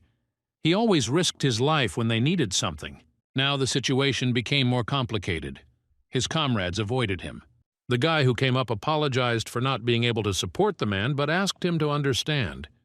After all, he knows what their way of life is. The man didn't understand what he was talking about and simply asked to leave already. The guy asked to wait a little and listen to him. He reminded them that they could use some tokens and other artifacts. These people resembled a treasure trove of artifacts and tokens. The guy asked if the man wanted his share. The man didn't understand what kind of nonsense he was talking. The guy said that it was only for survival, but the man didn't want to kill his saviors for this. But the guy was suggesting theft, not murder. They had already lost all their things. They had already tried to just go to Sector E and almost died, so they can steal enough to become independent. The man was afraid that they would be caught and then killed anyway. The boy didn't see the difference then, since they were going to be killed anyway. The man asked if there was a plan. They couldn't just attack them recklessly. The guy said that among his friends there is one who has a lot of tokens and is a pro at this business. After thinking for a bit, the man agreed and asked to tell him more. Having gathered, the boys decided to distribute the trophies. According to their agreement, the crown went to Khan and Doyle. Yan Wu did not object to this. The man was delighted and said that he knew from the very beginning that Cain was a good guy. Yan Wu thought about hitting the man once, but then he realized that he had no reason to hate him. He was just a little weird. Khan then allowed the boy to take the blue scale sword and the rare relics as they had agreed. Yan Wu mainly used short blades, and this sword was not suitable for him at all. However, in the tower, any artifacts can be useful. The guy also got Karshuna's dagger. His knives were already dull, so this dagger was just right to complete the tutorial. Doyle was worried that the guy didn't like anything. Yan Wu said that there were no particularly useful things, but they wouldn't hurt, so the guys didn't have to worry. Yan Wu pointed up, asking if he was tired of hiding yet. The voice said that there was a little, but when playing hide-and-seek you can't get caught by the driver, and added that it seemed like the guy was one of the smart ones. The merchant emerged from the passage and said that he simply wanted to surprise them. Doyle was surprised that Yan Wu knew the mysterious merchant. The man noted that this was a strong statement. He had called their relationship special. The merchant hadn't seen Khan and Doyle for a long time either. It seemed like it was their first meeting since they bought the return ticket from him. Khan felt sick when he remembered how much they paid him back then. To get close to the mysterious merchant, you need to be in the top 10 of the tutorial rating. But the guy turned out to be the one who was personally chosen by the mysterious merchant. The merchant asked them to just pretend they didn't know next time. Yan Wu noted that that would be too easy. The boy agreed to sell the merchant the right to the lair and the blue scale sword for 150 tokens. The merchant thought the boy wanted to haggle with him, offering his price for 150 tokens. But Yan Wu had already changed his mind, wanting 160 tokens. While the merchant was thinking and mumbling something under his breath about an equal price, the guy's bet had already skyrocketed to 200 tokens. The merchant asked the boy if he thought that bargaining was possible at such a price. Raising the bid to 300 tokens, Yan Wu said that the faster he thought, the better off he would be. And if the merchant doesn't agree, then he'll be left with nothing. The lair will disappear, and all the crystals that are here too. The merchant tried to argue that they could be found easily. Yan Wu just laughed at the fact that finding a magic crystal with a fineness of over 70 units was easy. Hargan's lair is an area where you can mine magic crystals. They are the main means by which you can transfer and store magic power. The higher the fineness, the more efficient the power transfer. That's why the mysterious merchant set his sights on Hargan's lair. The merchant tried to argue that 300 tokens for the magic crystals was too expensive, so Yan Wu raised the price to 400 tokens. The merchant immediately asked the guy to stop, agreeing to this amount, if only he wouldn't raise it anymore. After all, at this rate, he would definitely go bankrupt. Yan Wu agreed to sell for 405 tokens, 5 of them for wasting the man's time. It was the first time the merchant had seen a man who was even more cruel than him. In the end, Yan Wu sold the blue scale sword and the right to the property of Hargan's lair for 405 tokens. He had a total of 698 in stock. The guy stopped the merchant again. He didn't understand what else could be taken from him. Yan Wu noted that after listening to him, one might decide that he was some kind of bandit. Hearing that the guy wanted to buy something, the merchant immediately beamed with a joyful smile. Yan Wu pointed at his mask and said that he wanted the same one since his was broken. The merchant said he had plenty of them, and was willing to sell the mask for 4 power. The guy said it would be in addition to what he had already bought. The men didn't understand how this was even possible, to which Yan Wu said that in that case he would simply cancel the deal. It didn't matter to him. The merchant noted grimly that the guy seemed to have worked hard so he could take the mask as a special offer. The man added that if he continued to do such disgraceful things, he would not come again. The white ghost mask gave a strange appearance and hid the face. This mask was not easy to remove or drop, and it also reduced damage taken. Yan Wu felt like it was stuck to his face, but he liked that it wasn't easy to remove. It also protected him from getting hurt. The guy thanked the merchant, to which the man noted that he knew exactly what true gratitude was. The merchant stopped and added that Yan Wu was recklessly brave for selling magic crystals. The man decided that it was because he knew about the situation. The guy didn't understand what the situation was and asked the man to explain. But the merchant only admitted that he seemed to have misunderstood and hurried away. Magic stones with high assay value became the basis of high-quality artifacts. They constituted a certain layer in the market, so they have a certain price. But the mysterious merchant so absurdly agreed to buy them, despite the high price. This meant that demand for them suddenly skyrocketed. It is unlikely that this happened because of the increase in the number of rankers. There could only be one reason. The reason why it is necessary to produce large quantities of high-quality artifacts is war. Then everything became clear. Inside the tower, the rivalry between clans and rankers became more intense. Kang asked what they were going to do regarding their next plan of action. After all, Yan Wu had collected enough tokens, and now it was time to move on to Sector F. Initially, the guy was in 150th place, and now he rose to 52. However, the difference with the first place was still large. The guy still has one more thing to do. The boss who lives in Sector E, the most outstanding hidden part of the tutorial. It's time for Yan Wu to go after him. The guy told his comrades that he was not going to move to the next sector yet, since he still had one more place he needed to go to. Doyle admitted that he wanted to see if Yan-Wu would agree to stay with them. The guy suggested that they work together until they completed the tutorial, and after that too. Doyle admitted that he and Khan had talked about it a lot. They made a good team, better than Doyle could have imagined. The guy continued talking about a team of the three of them, but Yan-Wu abruptly cut him off, saying that it wouldn't work that way. Yan-Wu repeated that he still had things to do. Doyle invited him to join them when he was finished. The guy admitted that he wasn't interested in finding a team from the very beginning. He doesn't like being tied to someone or something. Khan tried to calm the frustrated Doyle down by pointing out that each person has their own nature. They can't force a guy to be with them against his will.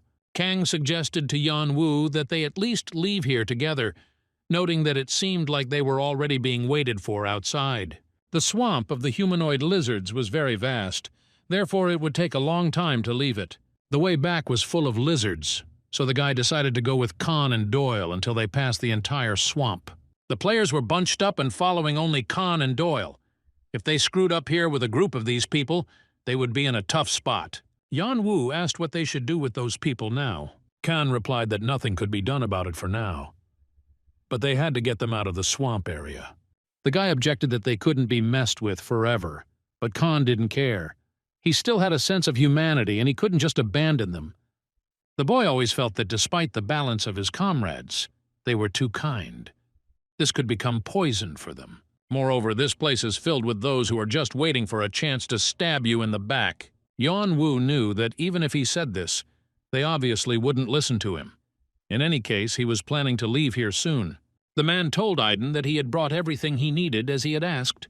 The guy was glad that he had already gathered enough people, continuing to justify what was happening by survival. They could steal from these three, but that was only the first step. Arandon thought it was nonsense that stealing tokens and artifacts would attract attention. The guy wondered if it would be enough for them to just steal. Their enemies are Khan and Doyle, 3rd and 11th in the ranking, and the guy who defeated the lizards. If he shakes everything out of these guys, then first place will become a reality for him. Arandon noticed that there was something creepy about the guy. When he watched him, their eyes constantly collided. That white mask and that chilling, cold-blooded gaze were like a demon that could see right through you. It gave Arandon goosebumps. Suddenly, an alarmed man ran up, telling Mr. Khan that some people had suddenly become ill. People asked to go a little slower, citing the fact that it was very difficult for them.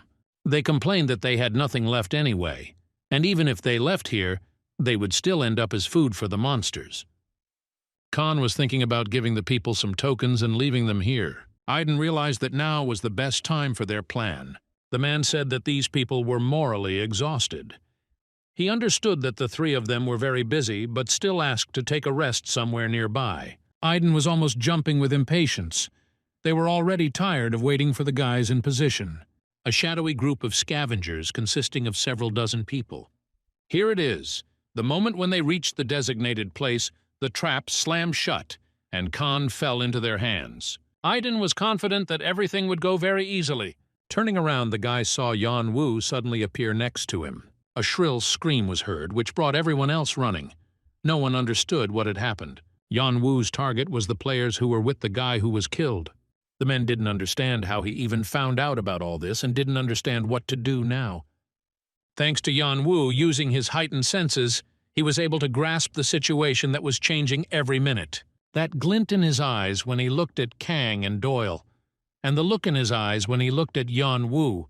He was giving some instructions to other players, the way he avoided other people's eyes, and even the way he conducted the dialogue. It was obvious that he was hiding something, so Yan-Wu used his heightened senses to prepare for any surprises. That's how the guy realized that there was a group of people sitting in ambush somewhere nearby, and these people could only be garbage men. Yan-Wu decided to strike first before they started moving. Kang hurried to stop Yan-Wu. He didn't understand what the guy was doing. Yan-Wu was shocked that the man did not understand anything. He told him to shut up and sit quietly until the situation was resolved. Noticing the people surrounding them, Khan admitted that he could not even think about such a thing. The man didn't understand what was going on, to which the garbage man said that they were all caught. Having hit the man in the face, he declared that he didn't need such trash anyway. Khan was shocked that these scavengers even killed a normal player. These were the people who created those dungeons.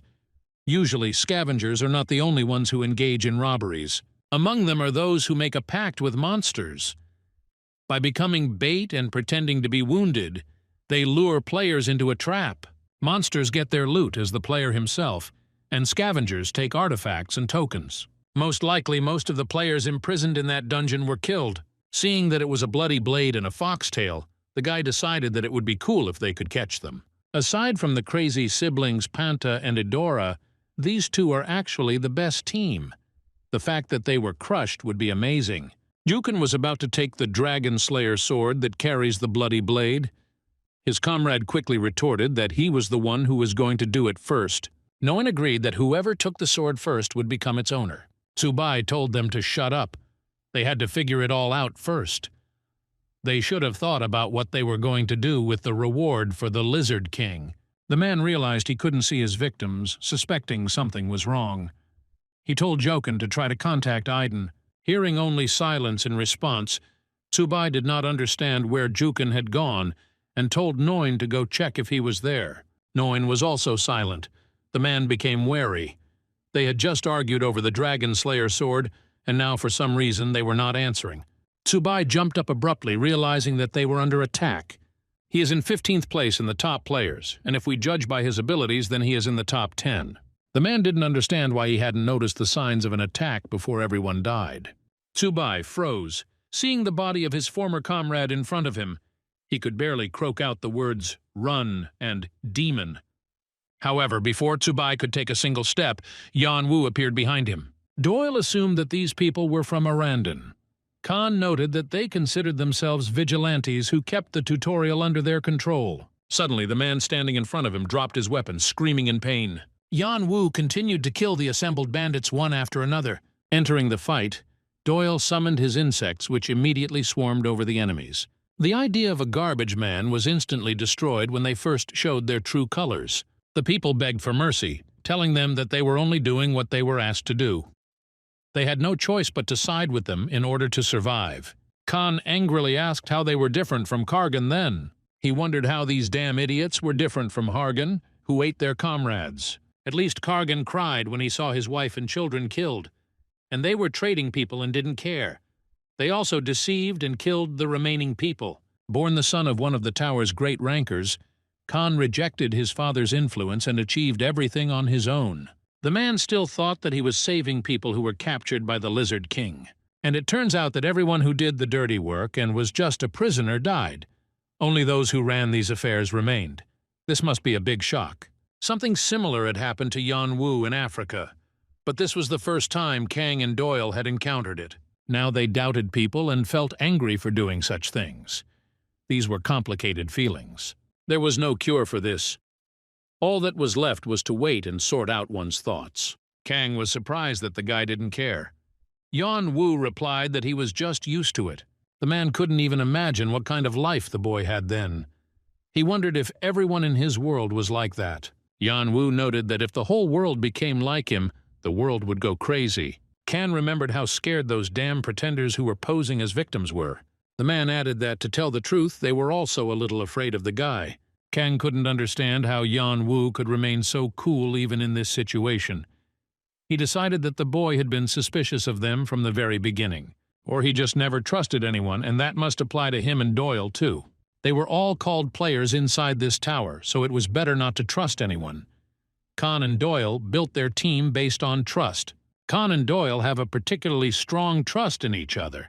For them, the realization that their relationship is built on profit is a big blow.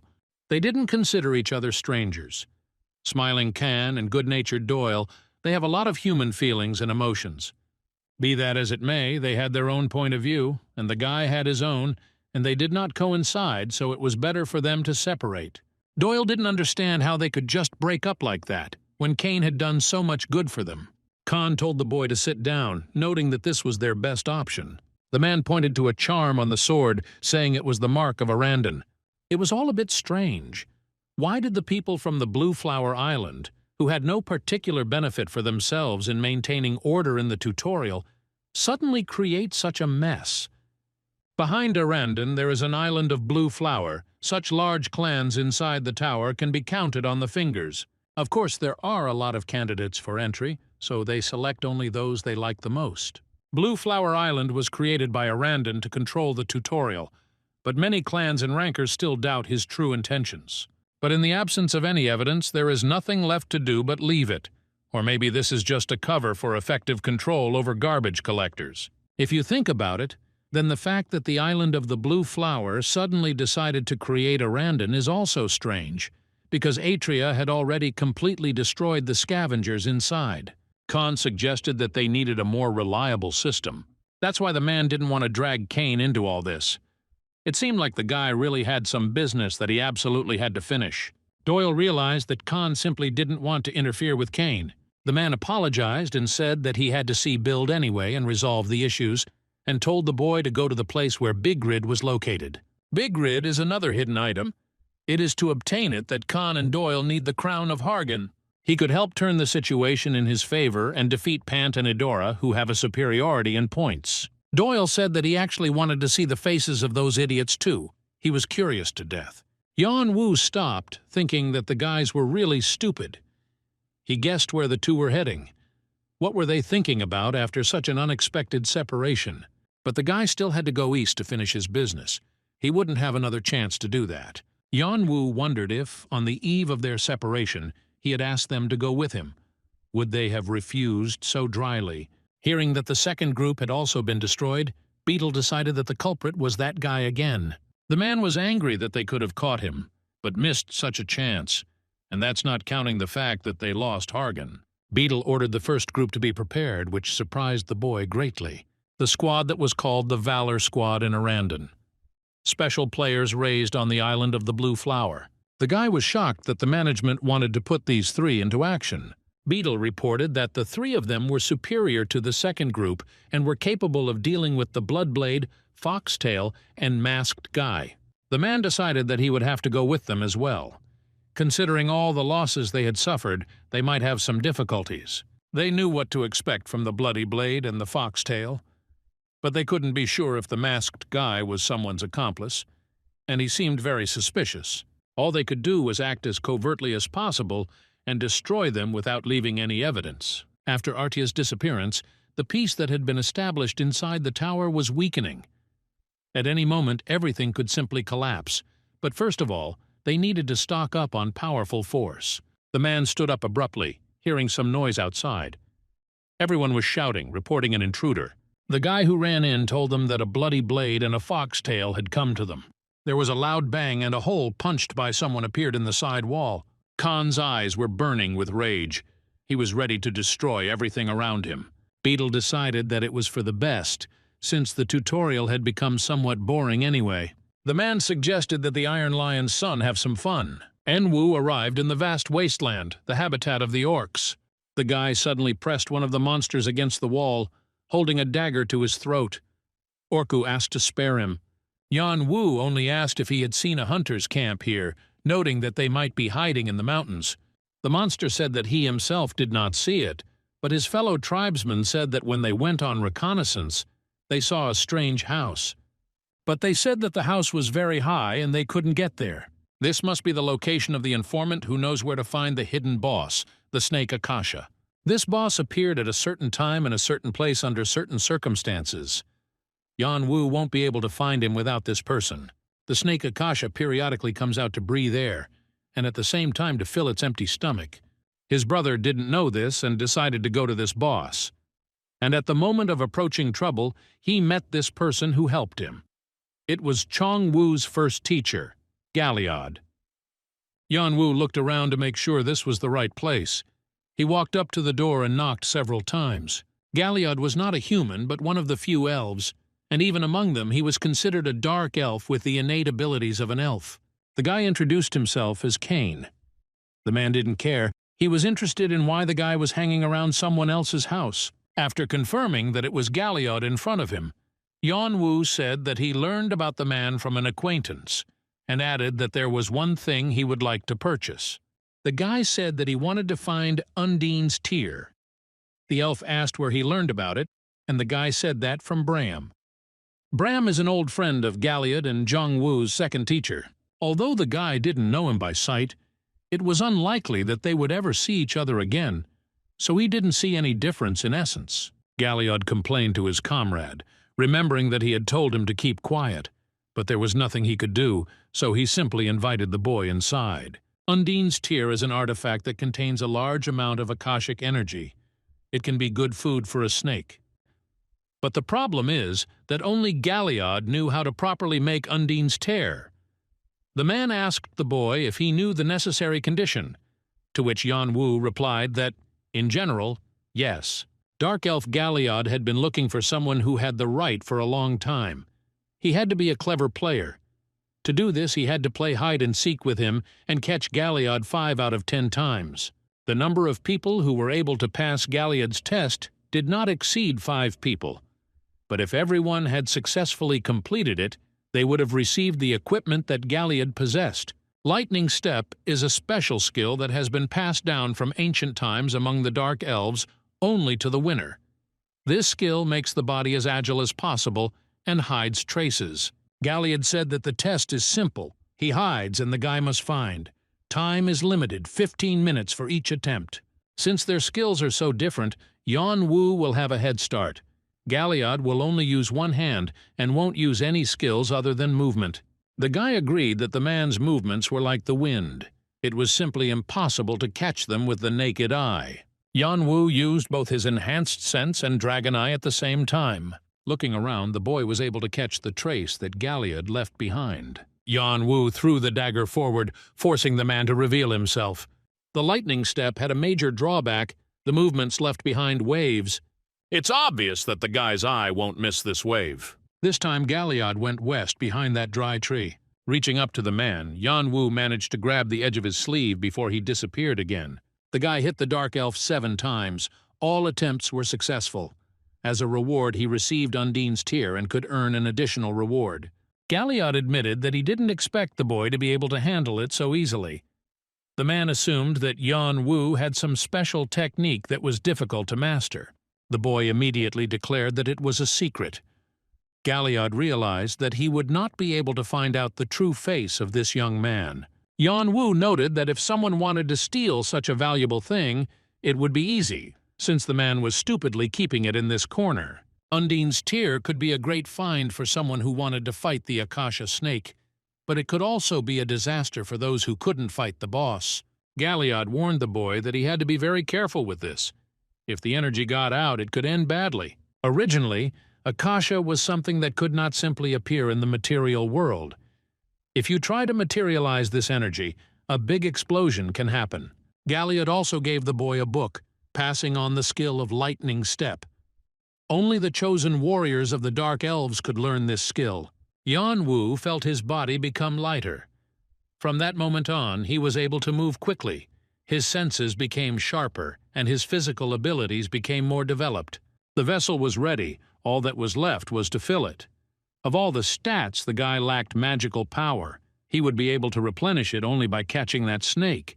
Galiad noted that there were a lot of amazing players in the tutorial this time, including the guy.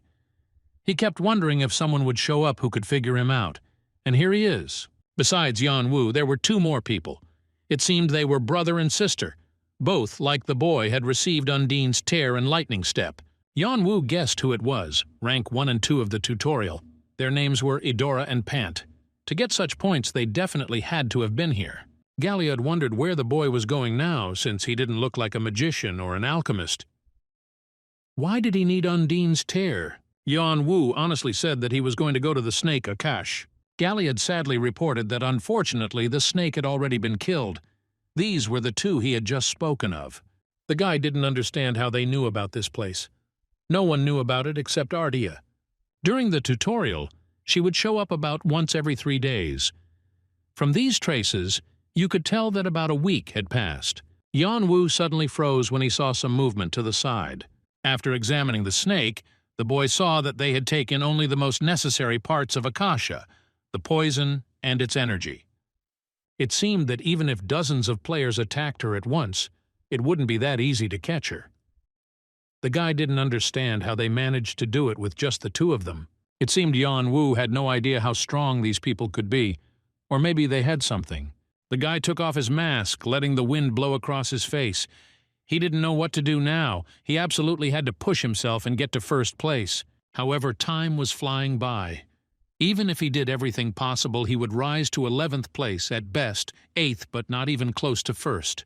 Besides, he could only finish restoring the inherited skill if he had Akasha's energy. Now all his plans were messed up. Yan Wu suddenly saw a mark on the snake from a strong blow. The guy decided that the guys wanted to extract something from the skull, assuming that it was the brain. Judging by the tracks, there were several of them. Apparently, there was someone else here besides Idora and Pant. Seeing that they were orcs, Yan Wu wondered what they needed and decided to go check. Pain, rank 6 of the tutorial, was surprised to learn that he was being called to hunt. The man had ordered someone else to be sent. He was now putting all his energy into maintaining his rating and asked that this be conveyed to Beetle. Pain needed to get into the top 5 so he could get recognition on the island when he got to the tower. He didn't see the point in killing a bunch of idiots. The man said that this was a special order from Mr. Beetle. Those who refused to follow it would be suspended. He also added that Beetle himself would lead the first detachment. He also said that he would give all the available Arandon tokens to the one who brings him those guys. Pain was surprised that Beetle was willing to give away several thousand tokens to one person. It was a chance to rise in the rankings in one go, and that also means that Beetle will rely on this man in the future. The man added that they must be careful, because those people completely exterminated the second group. Pain realized that if they destroyed the second group, they should have taken all their tokens. In that case, he could rise even higher than 5th place in the ranking. Pain told Beetle to tell him he was moving out immediately. The guy's lightning step skill level has increased to 1.2%. Yan Wu had no idea that there was such a place here. He wondered what they were going to do here. The system reported that Yan Wu entered the cave of the Akasha snake. Yan Wu was surprised that there was another place where the snake lived. Perhaps this was the cave where her cubs or her male were. But the fact that the orcs had so carefully transported her brain here indicated that something was fishy here. Even if not, there was something here that had to do with the Akasha snake. Yan Wu stood in surprise as he saw the snake's brain on the platform and dozens of orcs bowing down before it. The leader said that people had killed their deity. He asked her to gather all her anger and be reborn. They sacrificed their warrior to her so that the snake could be reborn with new and greater power and punish those people. Yan Wu thought it was all abnormal as he watched the ritual. The snake's brain was enveloped in smoke, and the next moment a new snake began to emerge from it. Yan Wu had a new hidden quest. The orcs were going to resurrect Akasha with an ancient ritual.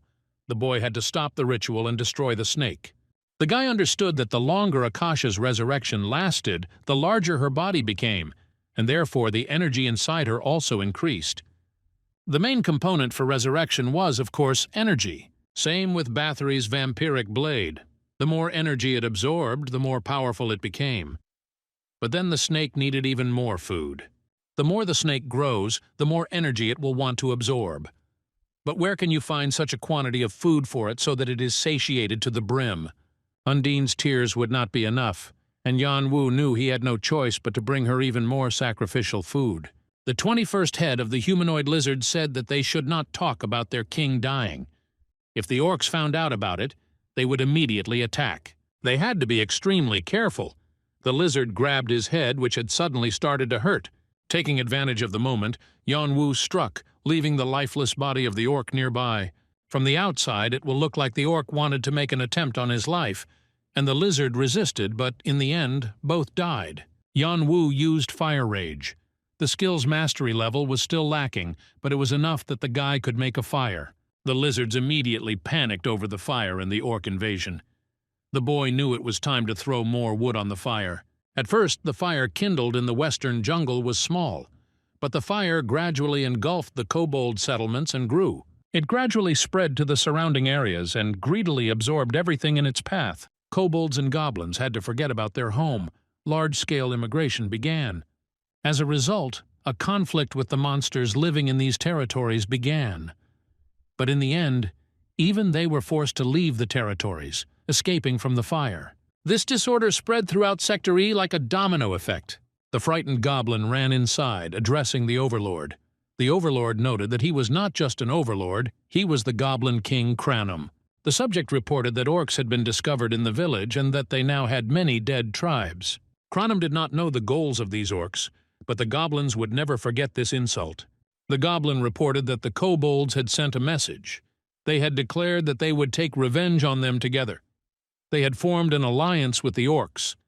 Cronum ordered that this be announced to everyone, promising that they would face them and kill all these orcs. The assembled army reported that the orcs were their worst enemies. They had killed their leader and now they must take revenge. They too would fight together with the goblins against the orcs. But they are not alone. The ogres and trolls have also been attacked by the orcs, so they must all temporarily unite. Cronum promised that they would not just wait. Even the cowardly lizards declared war on the orcs. The valiant goblins would not stand aside. The guy provoked a deadly war between monsters for which he received extra points. Among the monsters of Sector E, there was an unspoken law about the integrity of the territories. However, this rule was broken. The guy needed to survive and stop the war. The more energy there was, the faster the process of resurrection of the snake went. It turned out that it all started with the lizards and came to the battle of all the monsters. Now the cup was full. Yanwu could just sit quietly to the side and only come out when necessary. That was enough.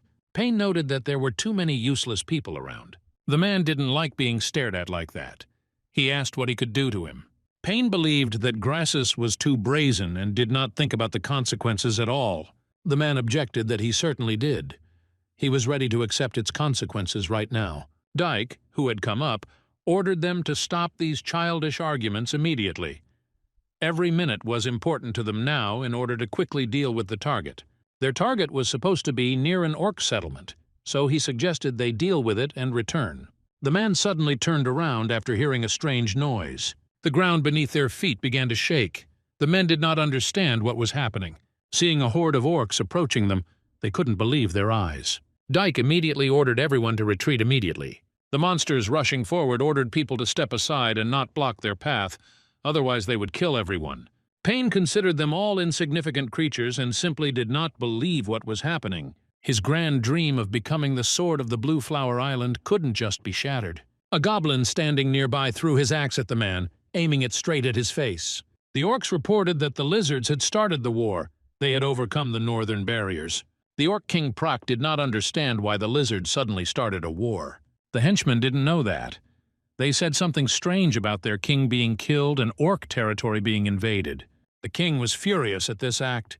He did not understand why this was happening in the midst of the resurrection ceremony. However, after thinking a little, he realized that this way they would, on the contrary, be able to offer more sacrifices to the goddess.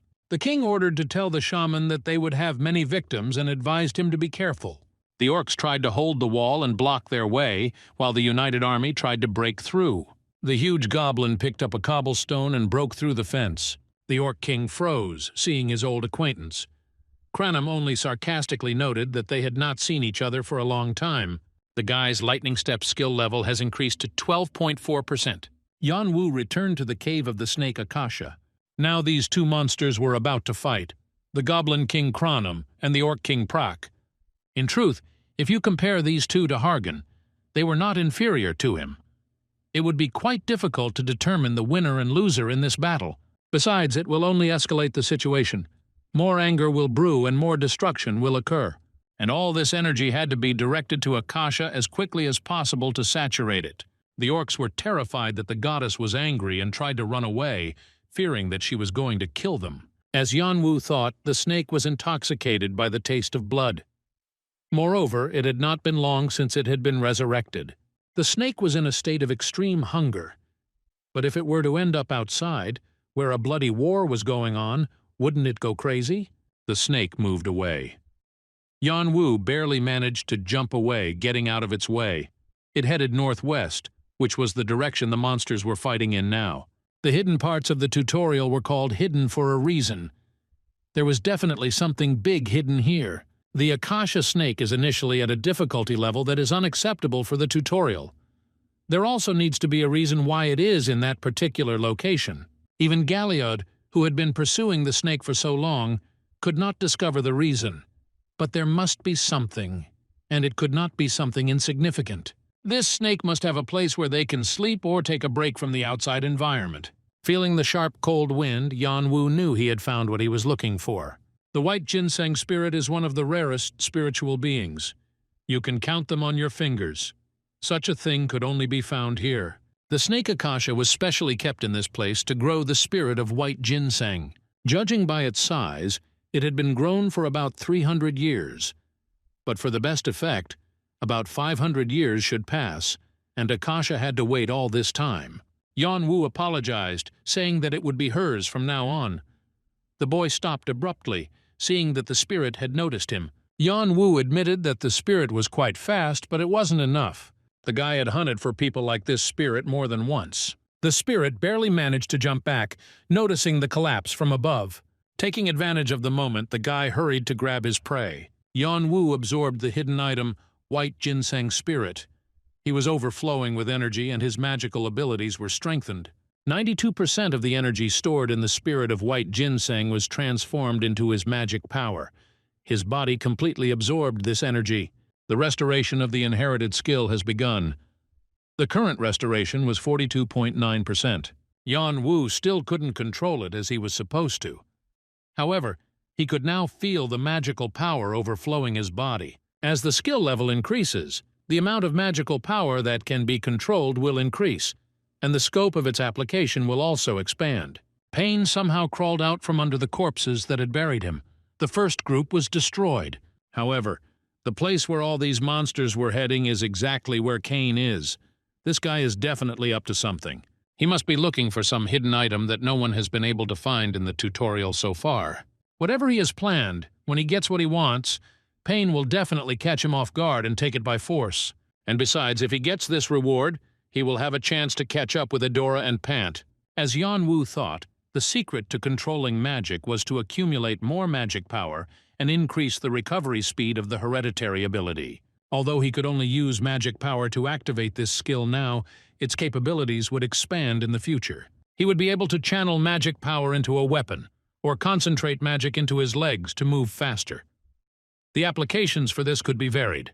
However, the skill level of the magic circuit is still low, so Yanwu will have a hard time controlling the magic. However, the boy had enhanced senses, so he could develop the skill faster. In the end, he should still be able to feel the magic circulating inside him. Yanwu stopped when he saw a strange locket.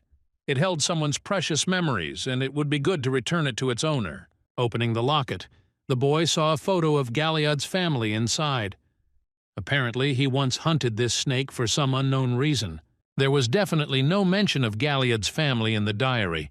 Apparently, he was looking for this particular medallion. Putting the mask back on, the boy realized that it was time for him to go hunting. The fight was in full swing, but everyone froze in shock when they saw the snake's head break through.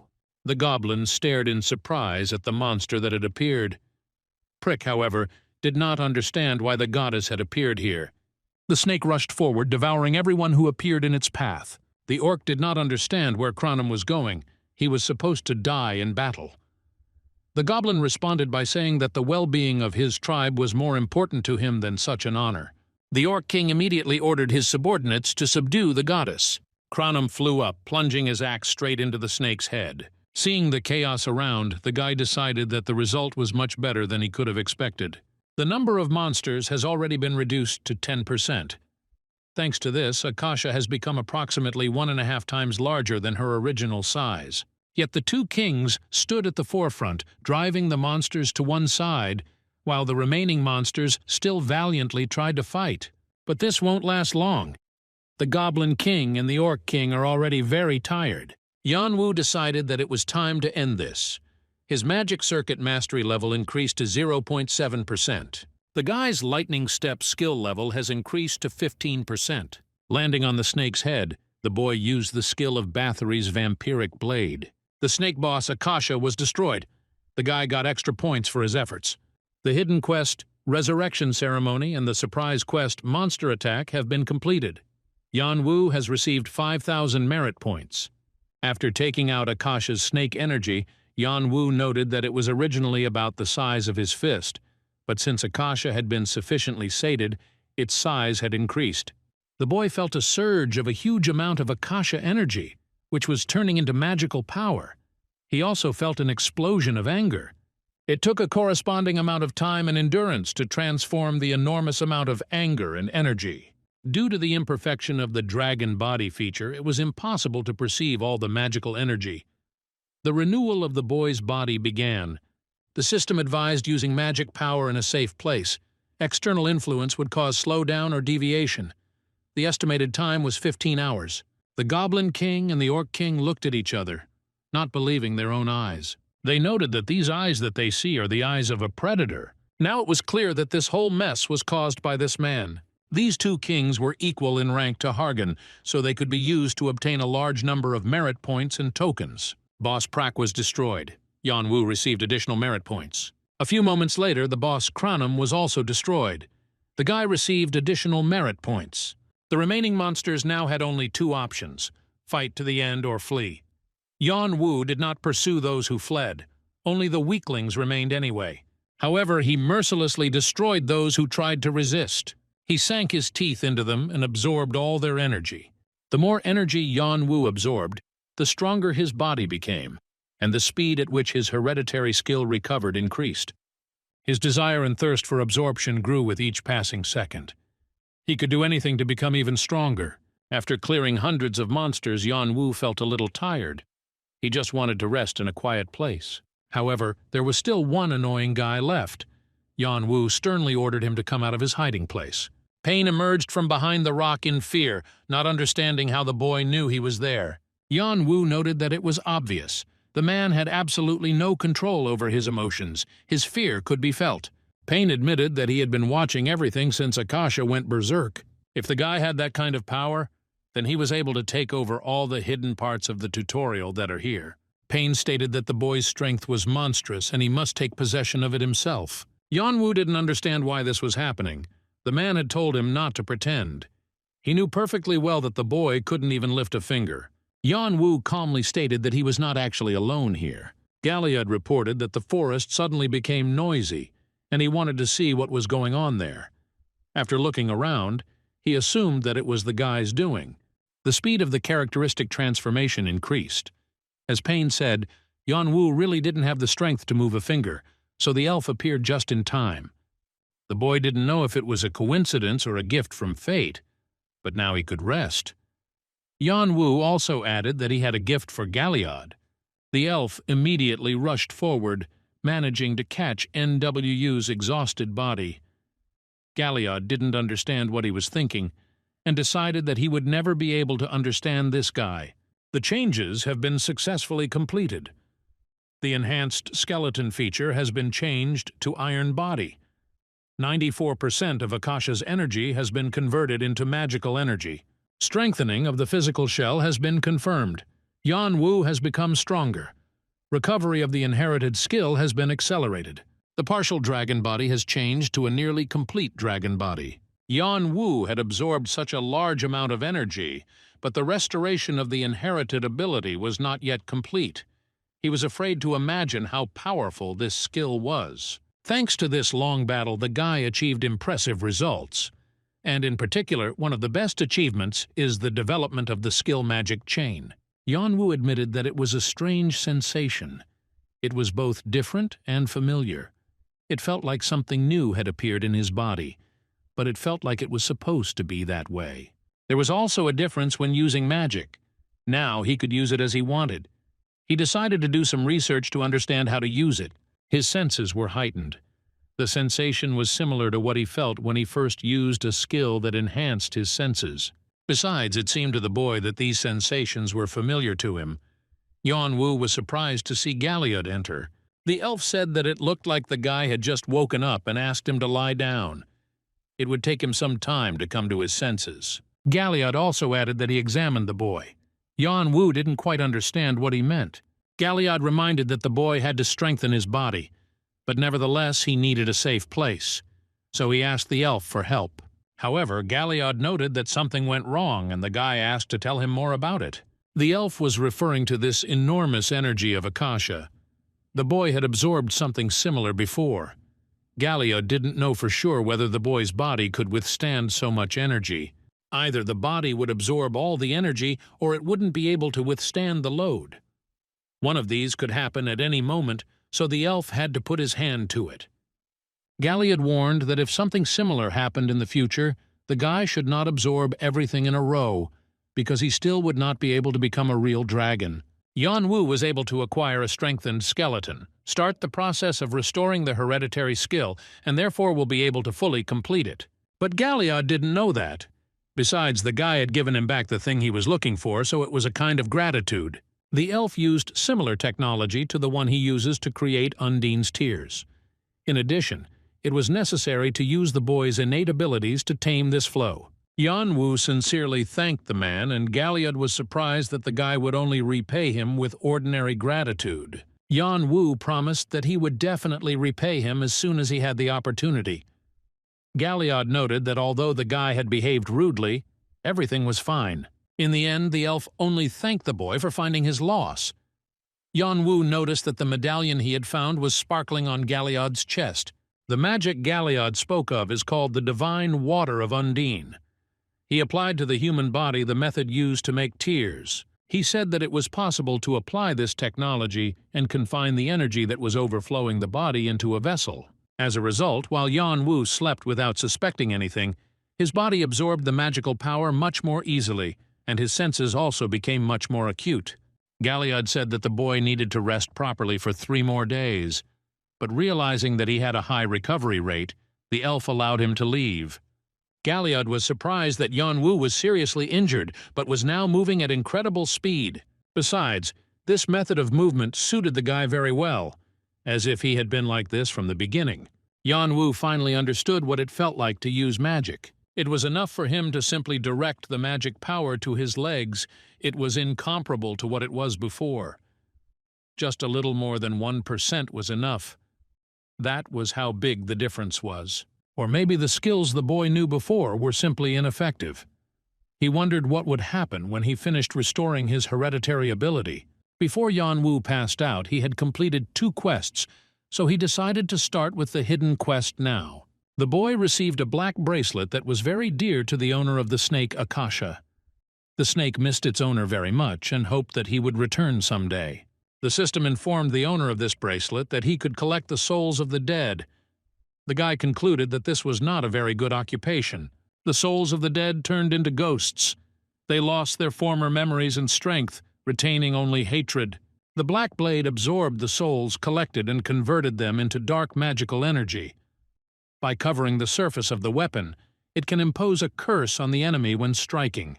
Since this artifact was unique, it definitely had good properties. Yanwu decided that this must be where the true power of the black bracelet, the power of its true owner, was hidden. Under the influence of the black bracelet, the guy gained the ability to see the souls of the dead. The ability has merged with his Dragon Eyes skill. The Dragon Eyes skill mastery rate has increased to 13.5%. Seeing the ghosts, Yanwu assumed that they were the monsters he had killed or Akasha had eaten. Upon learning that they had been wandering here all this time, the boy was surprised that he had not received any curse. Taking out the dagger, Yanwu decided to test what this artifact was capable of. By cutting one of the ghosts, he managed to collect its soul. Now the boy decided to try out the black blade by using dark magic power. This magic was famous for increasing the owner's damage and casting a curse on the enemy. It could become a special attribute in battle. Yanwu swung his dagger, releasing dark magic. Looking at the result, he concluded that it was better than he imagined. It seemed as if the curse was penetrating deep down and was contributing to the decay. Since this bracelet had such power, the guy wondered what would happen if he combined it with other skills. After gathering 5 more souls, Yanwu used the Fire Rage skill. The next moment there was a huge explosion. The guy concluded that such an explosion could easily tear apart a humanoid lizard or an orc. But he only used 5 collected souls and already received such an effect. The guy wondered what would happen if he did this to all the souls here. After collecting 150 souls, Yanwu wondered if this was his limit or if he could collect more. However, this was enough for him. The boy decided to check the rewards for the Monster Battle Quest. Seeing that he received the title of Monster Hunter, Yanwu understood why those ghosts were following him. He also received the Goblin King's Eye as a reward. Simply by equipping it, the player could gain various effects from Cranum's hatred. The amulet would grant its owner valor and fury so that he would not be killed by other monsters. The player would also be granted courage, and his damage would be increased by 10%. The eye was especially well suited to the black bracelet, which also emitted rage. Rage and curses increased the effects of dark magic, making the damage even greater. The gem contained the abilities of each monster and granted them to the owner. Yan Wu liked that it enhanced several characteristics. The eyes, ear, and nose were complements to his enhanced senses skill, and the arms and legs complemented his lightning-fast stride. It was as if this artifact was made specifically for Yan Wu. Yan Wu thanked the elf for all his help. Galiad assumed that the boy was already leaving. He only had to pass Sector F. Yan Wu had already received everything he could here. Galiad sensed it even when he saw that he had definitely mastered the lightning-fast step. He was not such an ordinary guy. The elf had a feeling that he had met someone like this before. The elf was curious to know what kind of past this boy had. Each of those who enter the tower has their own sad story. These stories become a difficult moment for people and subsequently become their driving force. If a person does not have such a story, then he simply will not be able to leave his world, where he lived peacefully, and begin to pass the tower. Galiad asked Yan Wu to take the sword before he left. The boy asked what it was. The elf explained that it belonged to the guy Yan Wu was going to fight. Galiad thought it must be a good weapon and took it. Taking the weapon, the boy noted that it was of medium weight, had a strong blade, and was comfortable to hold. It was undoubtedly a good sword. Usually, Yan Wu used knives or short daggers so that the blade would be short and comfortable to hold, but later he would be able to sell it for a good price. Having learned that the boy was feuding with Arandon, Galiad concluded that he would have a hard time with him in Sector F. Yan Wu didn't immediately understand what the elf was talking about. Galiad assumed that the guy was at odds with Arandon, since the green keychain on this sword was his symbol.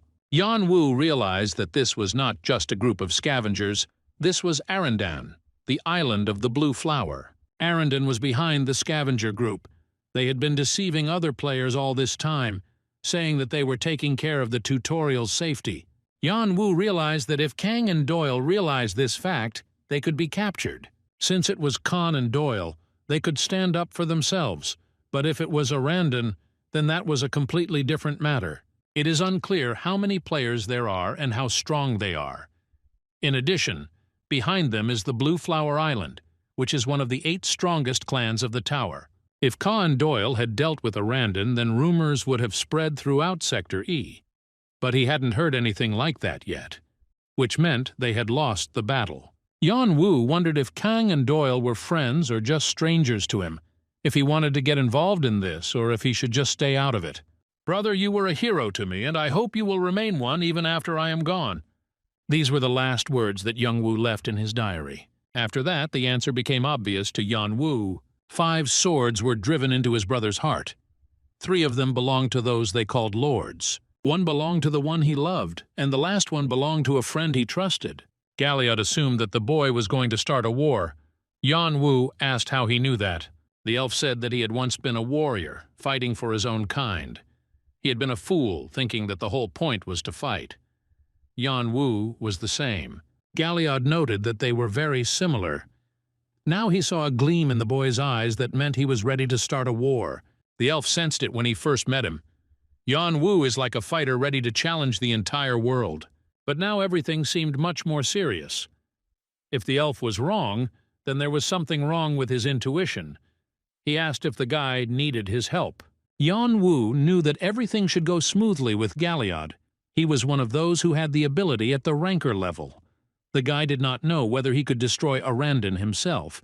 However, the guy assured that everything was fine. It was his battle. Yan Wu's goal was not only to find Kang and Doyle. His main goal was to destroy one of the people who killed his brother, the Blue Flower Island. Yan Wu would never trust this to anyone else. He absolutely had to start this war with his own hands. Galiad said it wouldn't be easy.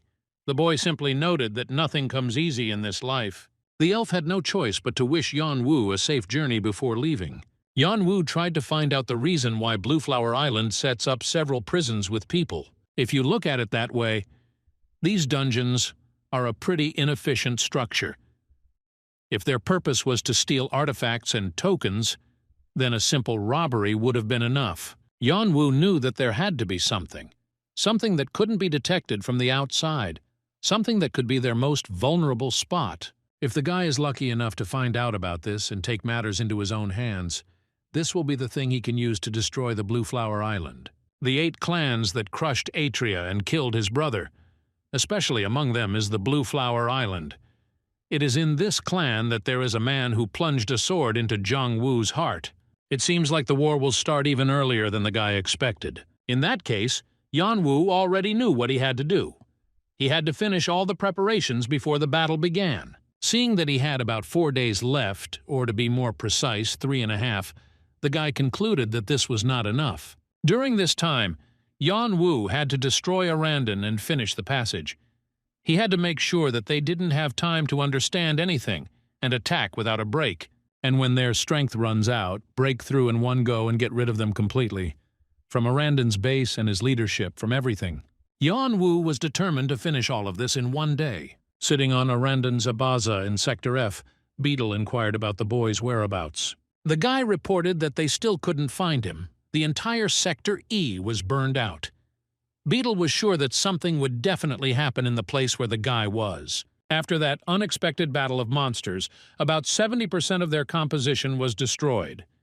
The other members were simply swept away, and with it the entire Arandon network in the tutorial. All the things he had accumulated over the years were gone. It was like a death sentence. Beetle knew he had to restore Arandon before the island learned of it. He had about 3 days left. It was practically impossible to restore Arandon in that amount of time.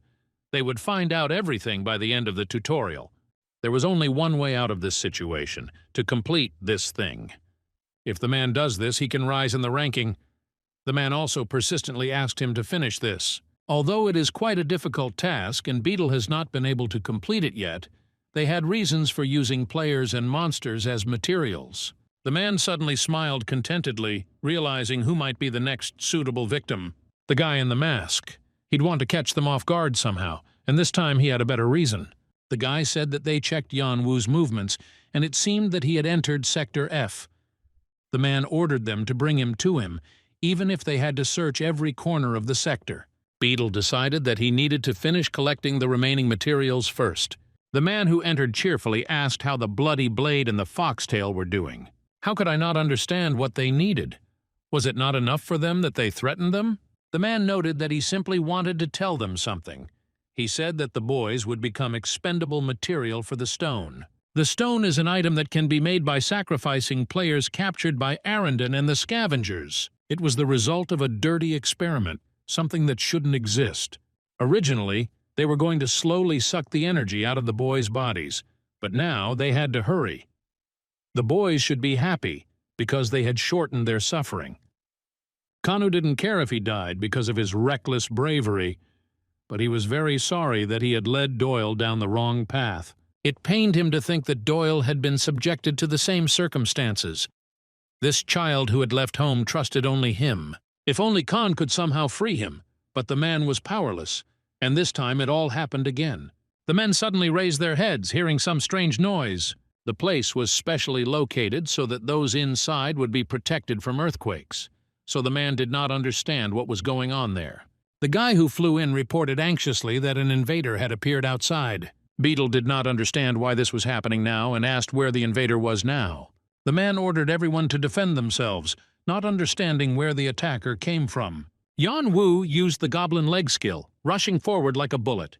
Having met one of the warriors face to face, the guy struck with lightning speed, not allowing the enemy to react.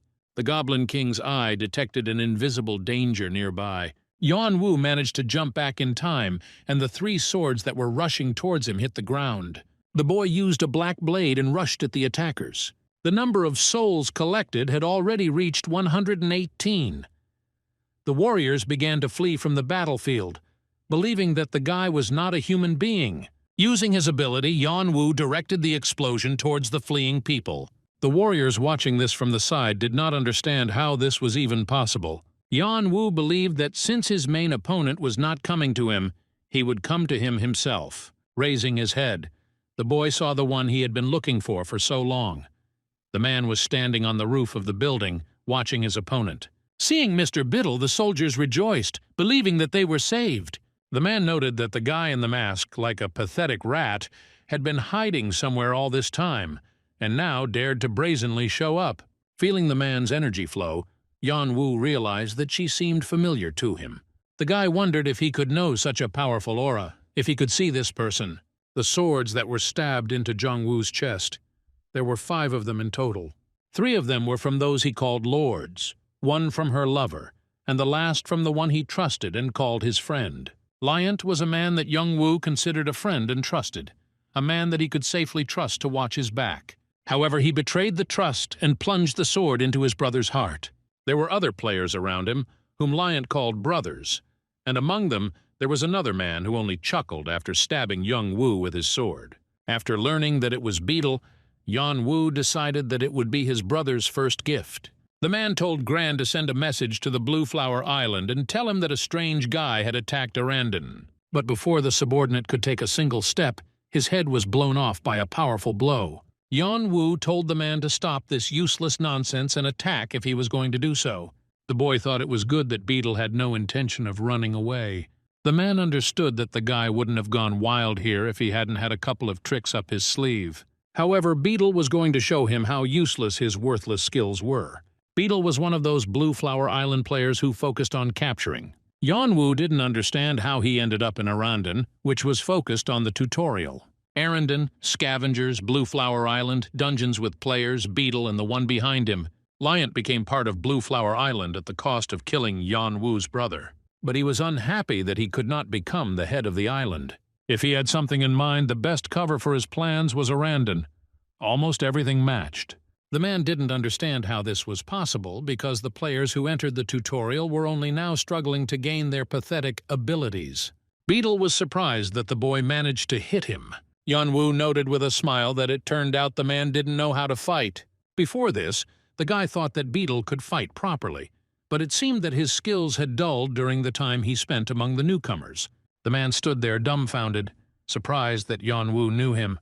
The boy realized that he needed to use his magic to its full potential. Beetle could barely stay on his feet, pressing his palm to the wound that remained where his arm had been torn off. The warriors who appeared blocked the guy's path, wanting to protect their master. Using the black blade, Yanwu managed to cut down everyone gathered in one blow. Beetle ordered everyone else to block the boy's path, but the remaining warriors were in no hurry to carry out his order, trembling with fear. The man had never used the puppet mastery skill before, but now he had to do it. Leaving the warriors to distract the boy, Beetle took off running. He needed that stone. If a man has it, he can easily finish off the guy. After finishing with the last warrior, Yanwu realized that he had effectively destroyed all of Arandon, except for one person, Beetle. Can didn't understand what was going on there. They wanted to do a good deed, but ended up buried alive here. He didn't understand how they could be so unlucky. Doyle admitted that the man was the loser, not him. He simply followed Khan and ended up in this situation. Khan asked with displeasure if the guy was sitting here with him because he was lucky. Doyle replied that today was just not his day. Doyle admitted that he had promised himself that if he were dying, he would at least once contradict the man. Khan noted that he had not played the role of the obedient brother before. Tired, the man decided to stop all this. If they continued to quarrel, nothing good would come of it. Kanu wondered what Kane was doing now. Doyle noted that the guys were doing well without them, suggesting that he was heading to Sector G. If Khan had known that they would end up in such a situation, then maybe he would have told the guy about that hidden part. After all, then he could have used it instead of them. The guy who came in noted that the man could tell him about it even now. Yanwu noted that they looked so-so. Doyle wondered how the guy got there in the first place. Yanwu joked that he was just passing by and decided to drop in. Kan recalled that the guy was a little rude when they parted. The man sincerely thanked him for saving him. Yanwu noted that since he was truly grateful that he could have told him about that hidden part of the tutorial, Kang was surprised that the boy decided to make a deal out of it. Khan understood that one way or another his whole body was aching with pain, and he would hardly be able to escape from here in such a state. Doyle agreed that in their current state they would be a burden to the boy. He was very grateful that he had come, but for now it would be best if Cain left them. Kang assured that they would take care of the rest. Yanwu calmly replied that all the members of Arandon were dead, so they didn't have to worry. The man was incredibly shocked that Arandon was destroyed and did not immediately believe what he heard. Doyle happily asked if he understood correctly that the guy was interested in everything. Yanwu only briefly threw at this. Kang got angry because Yanwu answered the guy's question and ignored him. Changing the subject, Yanwu said that Beetle was still alive. Kang asked if the man had been downstairs. The boy assumed that Beetle was hiding something and asked if there was anything downstairs. Kang himself didn't really understand what they were planning, but these creatures definitely resorted to sacrifices in order to make something. Going down, the guys saw many dungeons, realizing that Arandon had hidden this place well. The place stank of corpses everywhere, and Yanwu felt uneasy at the realization of how many people they were holding here. Judging by everything, there were definitely people here a couple of days ago. Yanwu had a hard time believing that they had decided to do a cleanup during that time. Among the ingredients that can be used in alchemy, the most expensive are human flesh and soul. Despite this, they were going to do something. Everything Arandon had done had been troublesome from the start. Anyway, now Beetle was trapped like a rat. The guy saved Khan and Doyle. All that's left is to catch up with Beetle and finish this. Looking back, Yanwu saw many souls of the players who had become victims. He assumed that they wanted to help him too.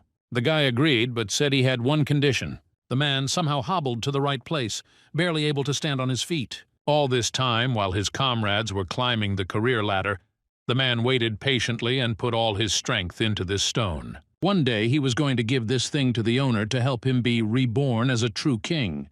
But now Beetle just had to survive. Liant said that if you just swallowed the stone, then a huge magical power could be born inside. But he also said that there could be two outcomes. Either the body would not withstand it and would break, or it would accept the magic and change radically. However, if the stone was completely finished, then the first option was out. Beetle could only hope that the stone was close to completion. The man didn't understand why nothing was happening. The reaction should have appeared immediately. Had he really missed something? Beetle froze when he heard the boy's voice behind him. Yanwu was surprised at the place the man decided to run away to. Upon learning that this was the very stone they wanted to create, the guy admitted that it didn't seem special at first glance. Beetle didn't understand why there was no reaction. What went wrong? Having lost control of himself, the man screamed, asking what the guy wanted from him, what he had done to him. Beetle didn't understand why he was at odds with them. They had nothing in common with him. Why the guy had invaded here. Finally removing his mask, Yanwu asked if this answer would be acceptable to him. The beetle leaned on the table, unable to stand on his feet. He could not believe his own eyes. The guy noted that they seemed to have no idea how much he missed them. The man did not understand how young Wu ended up here. While Yuan Wu was torturing Beetle, he learned many new things. Young Wu died, and Atria was disbanded. Along with this, the targets of the 8 clans disappeared, and the tower underwent changes. The distribution of power changed dramatically. The former members of Atria had to go their separate ways. Each of them could now take what they wanted into their own hands. But someone's life was decided halfway. If only someone, even one of them, had a little regret for what they had done. But for them, young Wu was just an ordinary thing. Beetle could no longer speak, barely audibly wheezing, asking to be killed. Yuan Wu wondered what he should do. He asked the man if he knew the story about the frog who did everything the other way around. Now the guy understood him. Yuan Wu noted that there were many people besides him who wanted to see the man. Previously bound to prison, evil spirits were freed with the help of a black bracelet. The dead who became the ingredients for this stone. They wanted revenge on Beetle so much that they even became the boy's minions. Beetle screamed desperately that he had told Yuan Wu everything he wanted and was simply asking him to kill him now. Once outside, the guy decided that he needed to blow up Arandon's base. And those evil spirits seemed to have finished their work. Seeing the man's body, Yuan Wu was surprised that Beetle was trying to get out of here. He was so thirsty for death. The boy suddenly noticed a stone lying nearby. It was impossible to identify and use either. Usually such items were classified as F-class items. Yuan Wu decided that he had no choice but to throw it away. But then he changed his mind, realizing that it was better to take it now, and later he would surely find a use for it. Taking the stone in his hands, the guy saw how it brightly lit up, and then began to slowly be absorbed into his body. The stone seemed to become part of his magical chain, even though he didn't want it to. Now he could find out that there were no objects like this stone in the entire tower. But he had to complete it to gain access to the hidden information. At least it became clear that this is not a defect or a low-quality item. It is simply not completed yet, but a special procedure is needed to complete it. Yan Wu had no choice but to hold it close to his heart. It still had no effect, although it was a little unpleasant. Looking around, Yan Yu concluded that it was all over now. After telling them that it was all over, Yan Wu allowed the boys to leave. Kang noted that although he had always felt this way, the guy's level was indeed different. Yan Wu didn't understand what he meant. Kan meant that he had caused all this chaos. He even wondered what they had done to the guy that made him decide to destroy the entire clan. Yan Wu just threw up his hands, not telling his friends the whole truth. Doyle asked what they would do with Build, to which the guy calmly replied that he had killed him. Doyle just smiled, assuring that everything was fine then. However, the boy understood that the Blue Flower Island would not allow this. He wanted to deal with Build with his own hands. But he is not that brave, it is just his recklessness. In order to vent his anger, he first needs to gain strength so as not to lose again, no matter who the enemy is. Kan noted that since all these scumbags were dead, the end was not far off. The man added that he was broken, only a few steps, and he was already feeling sick. Turning to Doyle, the man said that it looked like their path ended here. The guy just smiled, noting that he thought so too. Khan asked where Kane was going, suggesting that he was going to Sector G. The guy agreed that this was now possible. The man gave the boy a bag, asking him to take it for himself. It was all he and Doyle had collected so far. Some of it was used, some of it wasn't.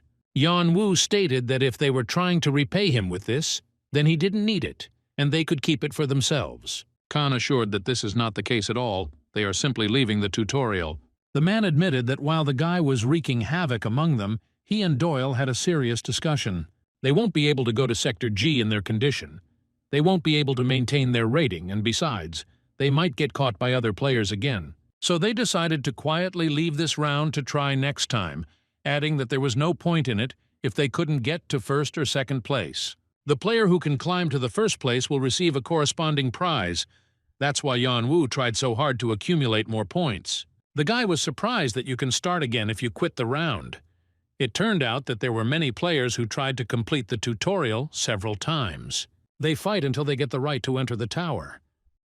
Yan Wu thought that you can only enter here once in your entire life, and there were no special notes in my brother's diary. That is, all this time he did so many unreasonable things, although he could have done nothing at all. However, there was no specific period for opening the tutorial.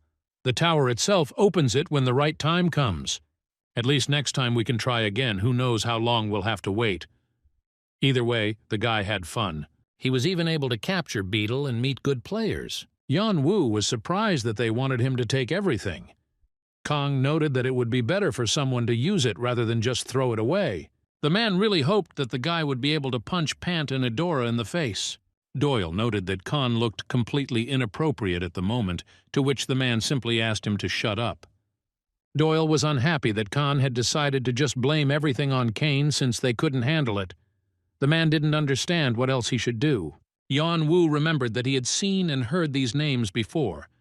Every time he checked the tutorial rating, these names were gracing the top. Besides, he was supposed to encounter them in Sector G. Yan Wu asked the guys what kind of people these two were. Khan simply replied that they were monsters.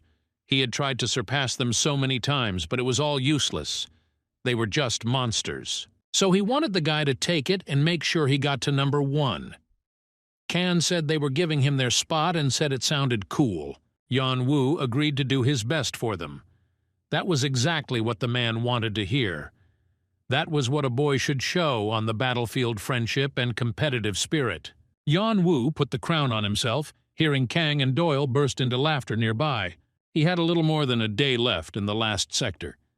He had very little time left and he had to break through.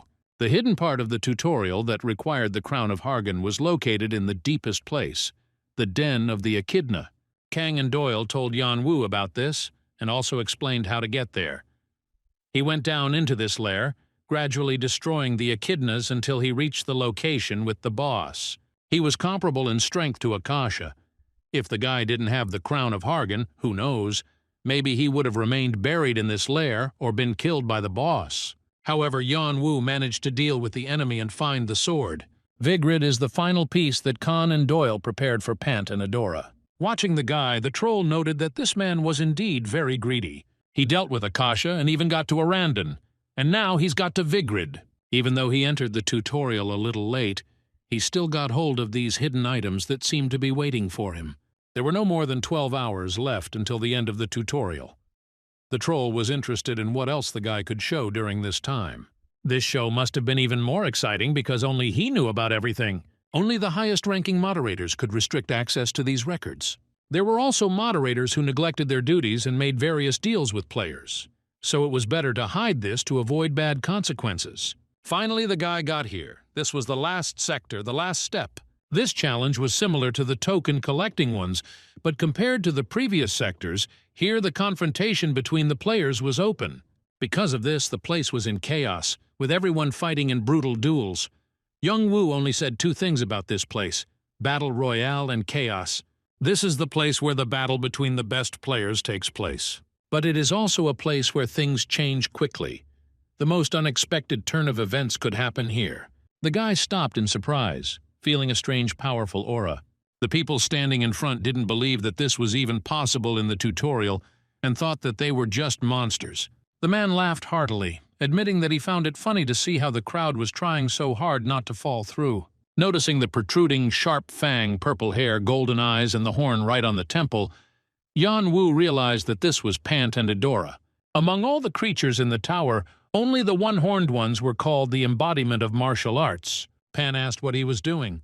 He had come here to grab him, so let him attack and not stand still. The man warned that otherwise he would attack himself. Pant effortlessly broke through the defensive shield of those gathered, declaring that they were very weak. The man asked who he was trying to stop with this, saying that with such strength he wouldn't even be able to deal with a scarecrow. The rest of the crowd froze in horror, not knowing what to do now. Pant just smiled, attacking first. He told them not to stand there like pillars, but to do something. Yan Wu noted that the man was very strong. No wonder they dealt with Akasha so easily. Plus, there was Adora, the younger sister of Pant, an unrivaled player ranked number 1. Khan said that Pant is strong to the point of madness. He creates the feeling of a huge, insurmountable mountain. But Adora is a different matter. She is much softer than Pant, but she is completely impossible to read. When you see her, it is as if you are looking into a bottomless sea. That's why it was scary. Even if you have the highest mountain in front of you, you can still see the top, but it's not so easy to see the bottom of the sea. Now Yan Wu understood what Kang meant. It felt like Adora was hiding something huge and terrifying. The guy shuddered when he realized that the girl's calm gaze had caught up with him. Something lurking inside her was watching Yan Wu. He realized that he had been noticed, but he wanted to observe the situation a little longer. Apparently, it was time to stop watching them from afar. The guy now had no choice but to show himself. The people gathered did not understand why the guy decided to throw out all the tokens. They thought that he was going to give up after losing to Pant. Someone thought it was a waste of money and decided that he, the guy, could just give them to him. Pant thought the guy was crazy, saw how much he threw away. There were 1,000 or even 2 tokens. Yan Wu has completed the conversion.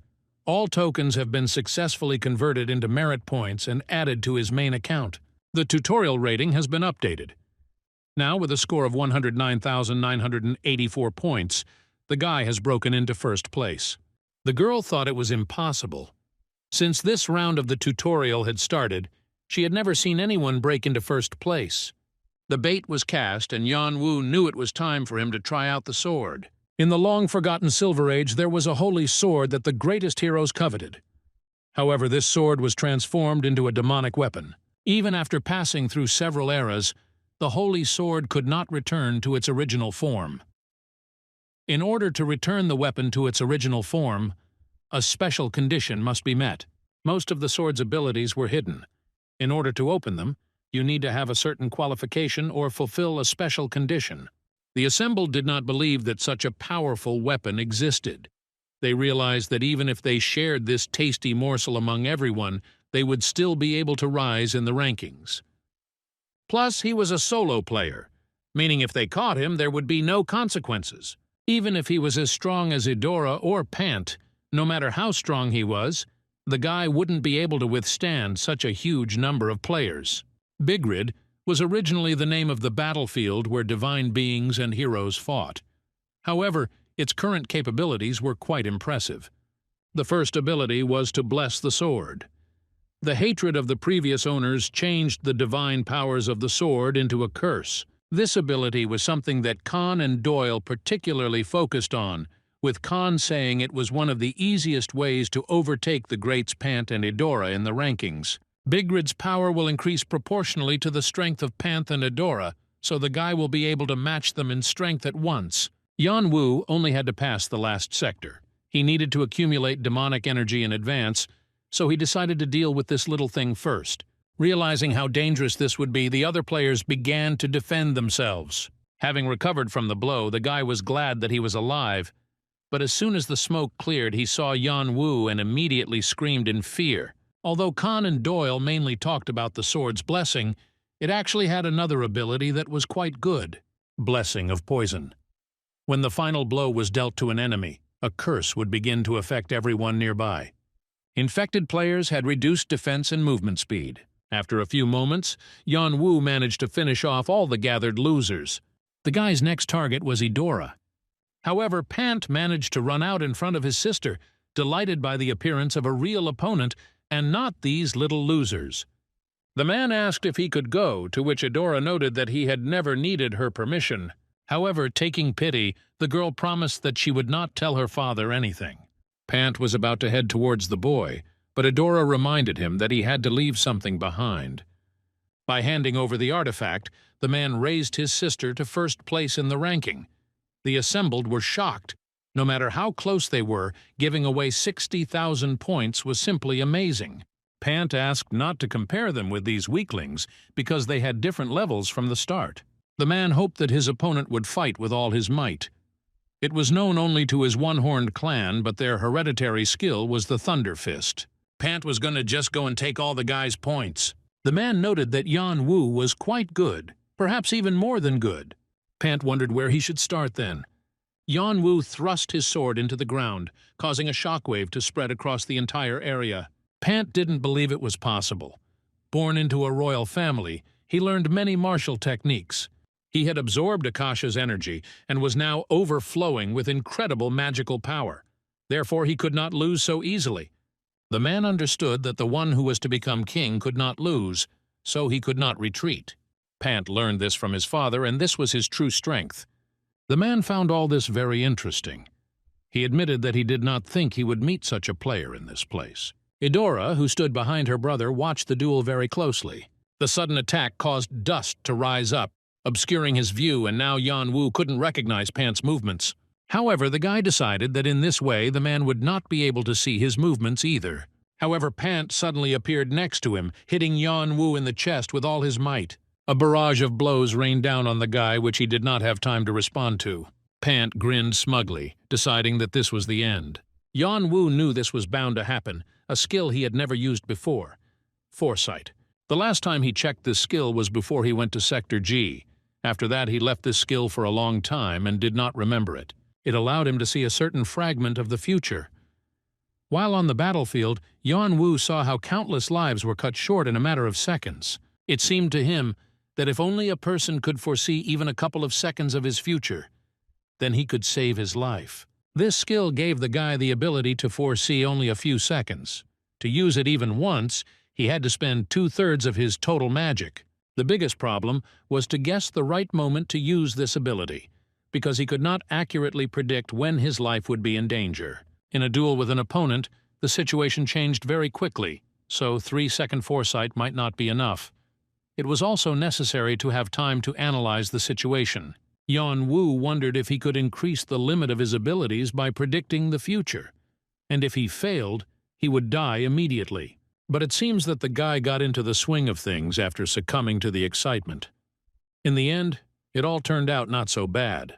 Thanks to Yan Wu's foresight, he knew what future awaited him in this battle. Now, thanks to the dragon's eye, the desire to fight, and the strengthening of his senses, he was able to improve his body.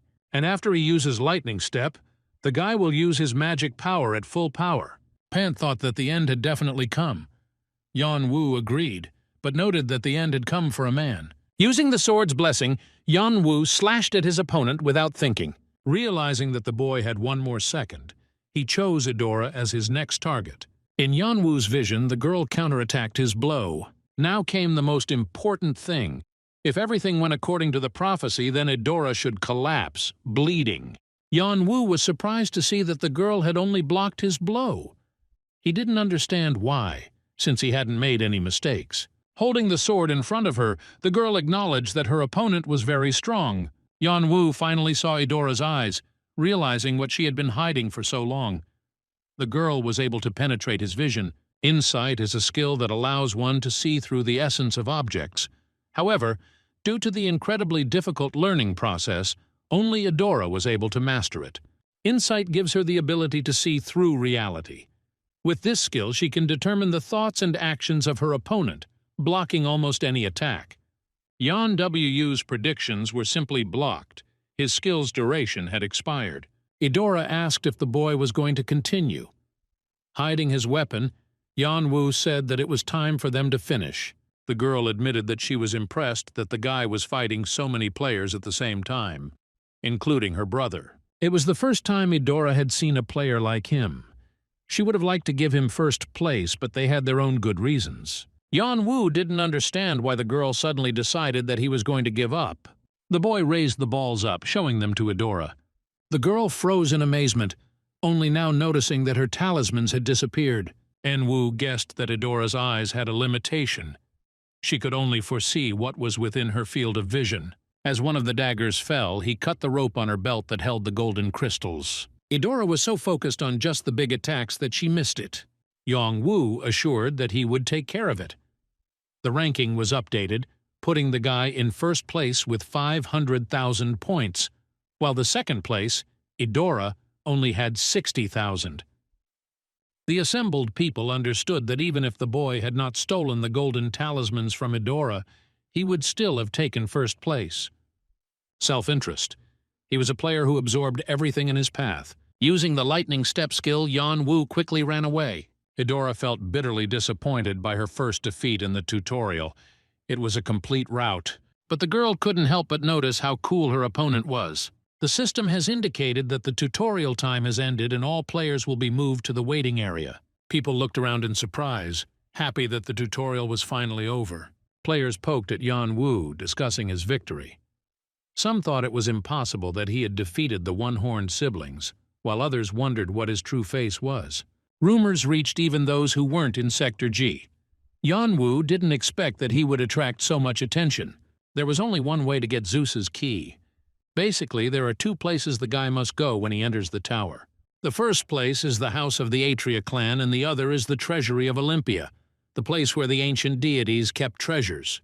And the key of Zeus is one of the 12 keys that open this treasury. Yan Wu noted that Kang and Doyle had already left.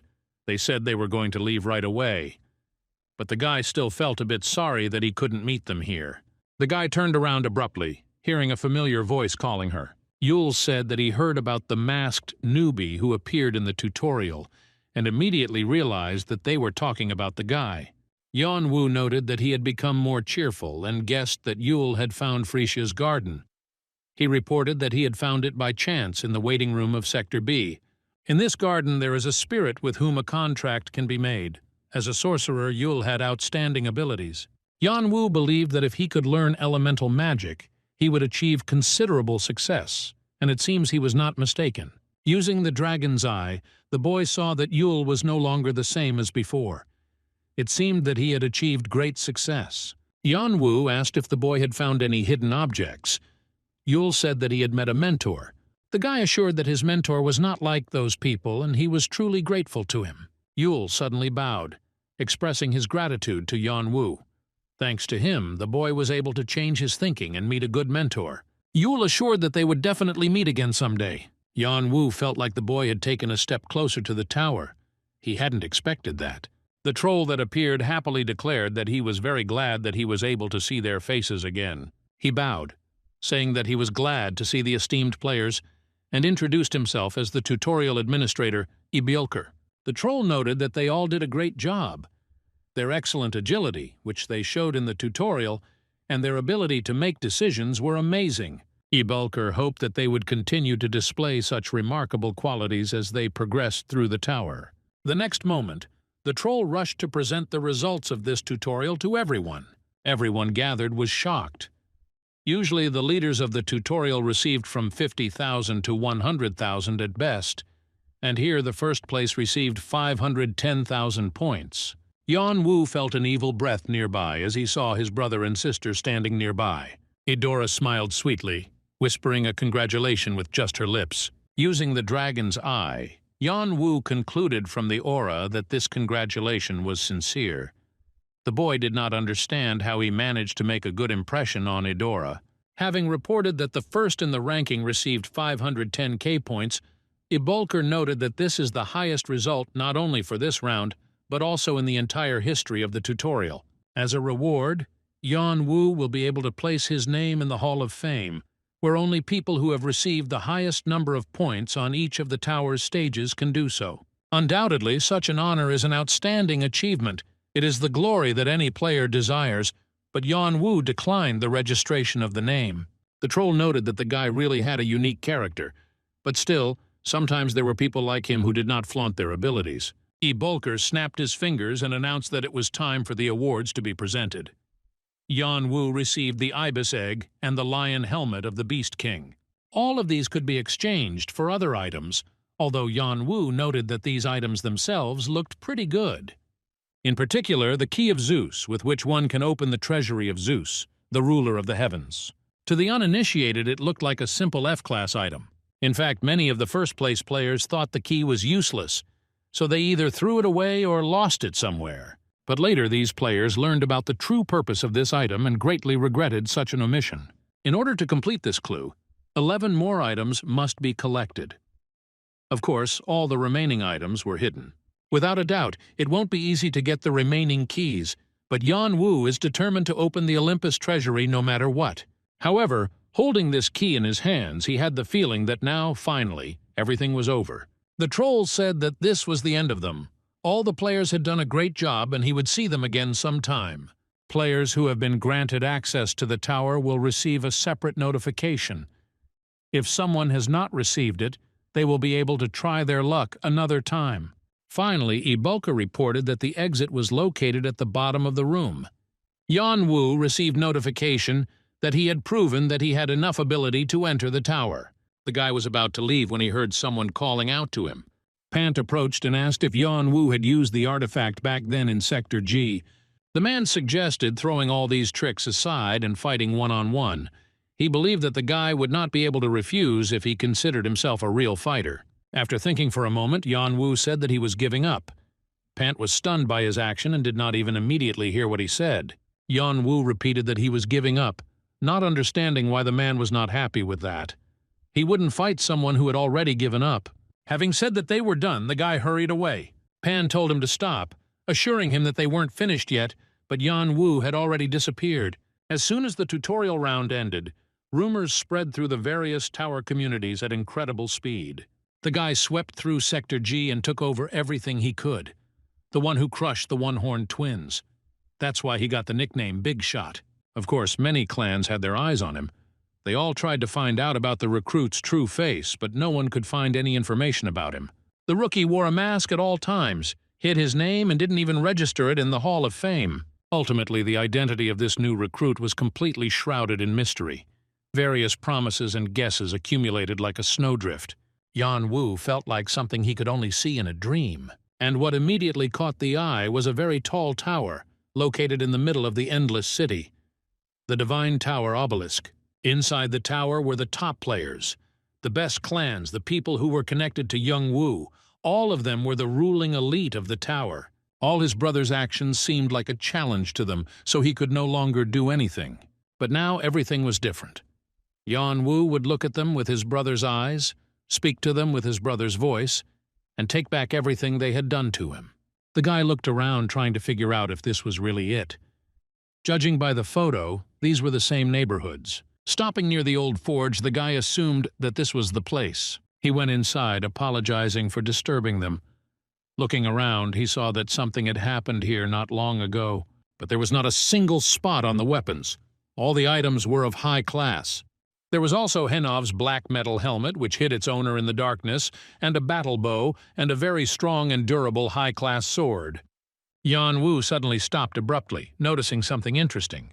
There were two objects here that he could not recognize even with the help of the dragon's eye. It seemed like some of the weapons here were so high-end that the guy couldn't identify them. Suddenly, a menacing man appeared at the door and rudely asked who the guy was. Yan Wu immediately recognized the stranger as the same gnome from the photograph. He couldn't be mistaken. Young Wu mentioned several times in his diary about the dwarf who was smiling with him in that faded photo. It said that he was one of the participants of Arta, on whom the brother relied so many times that it was impossible to count them all. His brother often spoke about how much he depended on him in the tower, and eventually this creature became the only comrade that Young Wu could rely on. Henova was like a father to his brother. To be honest, both of them didn't have many memories of their real father. When the boys were kids, they were told he had died in an accident. The only memory they had was of him hugging them both. Yan Wu wondered what it was about this creature that made his brother start calling him father. The boy said that he came to buy a weapon. The gnome was very surprised by this. He asked if he really wanted to do this, even seeing the state of the shop. Yan Wu didn't see any problem with this. Henova called the guy crazy and told him to stop fooling around and get out of there. Yan Wu insisted that he was serious and really wanted to buy the weapon. The gnome responded by shouting that he was no longer selling weapons and told the boy to get out of his shop. Yan Wu guessed that it was all because of the disbandment of Arta. Henova stopped, sighed heavily, and calmly told the guy not to talk about what he didn't know. Yan Wu realized that he was right. Henova was originally the blacksmith of Arta. He was not a member of the group because he was not a player, but he was very close to the members of Arta. Thanks to his amazing weapons, Arta emerged victorious from many battles. It seemed Yan Wu understood why, despite his great skill, the dwarf stopped selling his weapons. The boy assumed that they were trying to lure Henova to other clans. The dwarf again told him to stop sticking his nose into other people's business. Yan Wu didn't believe that the man had given in to their pressure based on his character. Perhaps these were the clans that had been attacking the customers who bought weapons from him. The guy assured that if this was the reason, then the blacksmith could not worry and simply sell him the weapon. He sighed heavily, but Henova finally agreed and asked what exactly the guy wanted to buy. Yan Wu showed him an old rusty blade and said he wanted to buy it. Henova asked the guy if he had any money for such a purchase. In response, Yan Wu asked if he could give him a loan. The dwarf had already started screaming and asking him to stop making fun of him. Yan Wu took pity on him and replied that of course he had money. He was just joking. Seeing the bag, the dwarf assumed that the boy had received it from the dark elf Galiad. Yan Wu thought that he would recognize it immediately. Henova noted that the guy was not so simple since he was able to get this. This dark elf would never give this thing to someone he did not recognize. The dwarf agreed to let Yan Wu show him the items he received in the tutorial, but warned him that his items were not cheap. The guy laid out the teeth and jaw of a goblin, the eyeball of a lizard man, the ribs of an orc, and the brains and blood of a troll. These items may be trash in themselves, but they were used as the basis for that artifact. Taking a closer look, the dwarf realized that the things the guy was carrying were too good for a newbie. He had a sword that contained demonic energy. There is only one reason why such a thing existed. The sword was sacred, but then it was cursed. The dwarf also needed to take a closer look at the black bracelet on the guy's hand to find out the details, but he was already sure that it was a very powerful artifact. When Yan Wu laid out the last of the things, Henova thought the guy was making fun of him. Yan Wu didn't understand why he was saying that. The gnome asked the guy if he even knew what these things were, to which he confidently replied that he did. The items worn by the Beast Lord, a lion helmet that was made from the skin of a mythical beast, and an ibis egg that could only hatch under certain conditions. The items belonging to the Beast Lord may have been of lower quality than the vampire dagger, but they were not completely useless. Ibis is a hellish beast that lives deep in the jungles of Gehenna. If one person uses both the egg and the helmet, he will certainly become one of the most outstanding players. Henova had confidence in the weapons he created, but his swords were nothing compared to the things this guy had. The dwarf decided that Yan Wu was definitely making fun of him and was deliberately looking down on him. The guy agreed that all these things were not equal to the price of the dagger and offered to place an order. Henova asked if the boy was going to ask for Guy's eye. Yan Wu said that was exactly what he was going to do. Guise is a giant with 12 arms and hundreds of eyes. The artifact named after this monster is definitely worth the 2 things that were presented. Henova realized that this was Yan Wu's original goal. Not that he blamed him for it, since there were only 5 blacksmiths who could create such a thing. Yan Wu admitted that he heard that the dwarf no longer created artifacts, so such a tasteless method was the only way to bring it to him. Henova asked if the boy understood what it meant, and if he really asked the blacksmith to create this thing. Yan Wu repeated what he said earlier. He would deal with the other clans. The boy assured that the gnome did not need to worry about this. All that was required of him was to concentrate on creating the Eye of Guise. Yan Wu noted that, of course, if a man is afraid of them, then he too will not be able to do anything about it. The gnome responded with displeasure, shouting that he understood everything and would do what the guy asked. After several failed attempts, Yan Wu was able to evaluate the item, causing his Dragon Eye skill to increase in level. He received the 8th tier Henova magic dagger. The magical dagger fed on the owner's emotions. It inflicted a bleeding effect, slowly sucking the life out of the opponent. The artifact could increase the power of the place with its owner. Yan Wu noted that the dagger was much better than he expected. The dagger fit very well in his hand. He felt as if he had found a precious thing that he had lost long ago. It was originally created for someone very important, but with the death of that person, the dagger absorbed Henova's anger and fury. Because of this, the dagger became so sharp that it could easily cut through stone. Yan Wu became curious about who the person mentioned in the description was. Initially, the hands on the clock did not move, but now they began to move, albeit at a very slow speed. So they gradually started to get going. Yan Wu thought that this should be enough. The guy noticed that a tail had followed him. Yan Wu counted 17 people. He wondered if they had come for his artifacts or to try to intimidate him. They may be weaklings, but they will become a real nuisance to the guy later if he doesn't deal with them now. The man looked into the alley, seeing only emptiness. He did not understand where the boy had gone. Putting a bag on the table, Yan Wu said that he wanted a table on the terrace on the top floor. The man said that the guy was very lucky because their terrace is famous for its stunning view and is very popular among their customers. Yan Wu ignored it and ordered a nut coffee without syrup. The boy knew that his brother often visited this cafe. Yan Wu walked around the nearby places that his brother mentioned in his diary. Many players didn't find the outer area particularly interesting, but Yung Wu had many memories of the place. The places my brother recommended in the past were always good.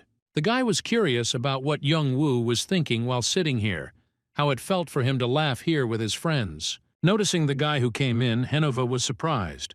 He didn't understand why he came again. Yan Wu said that he just dropped by on his way. He was bored and also wanted to check on the progress of the robot.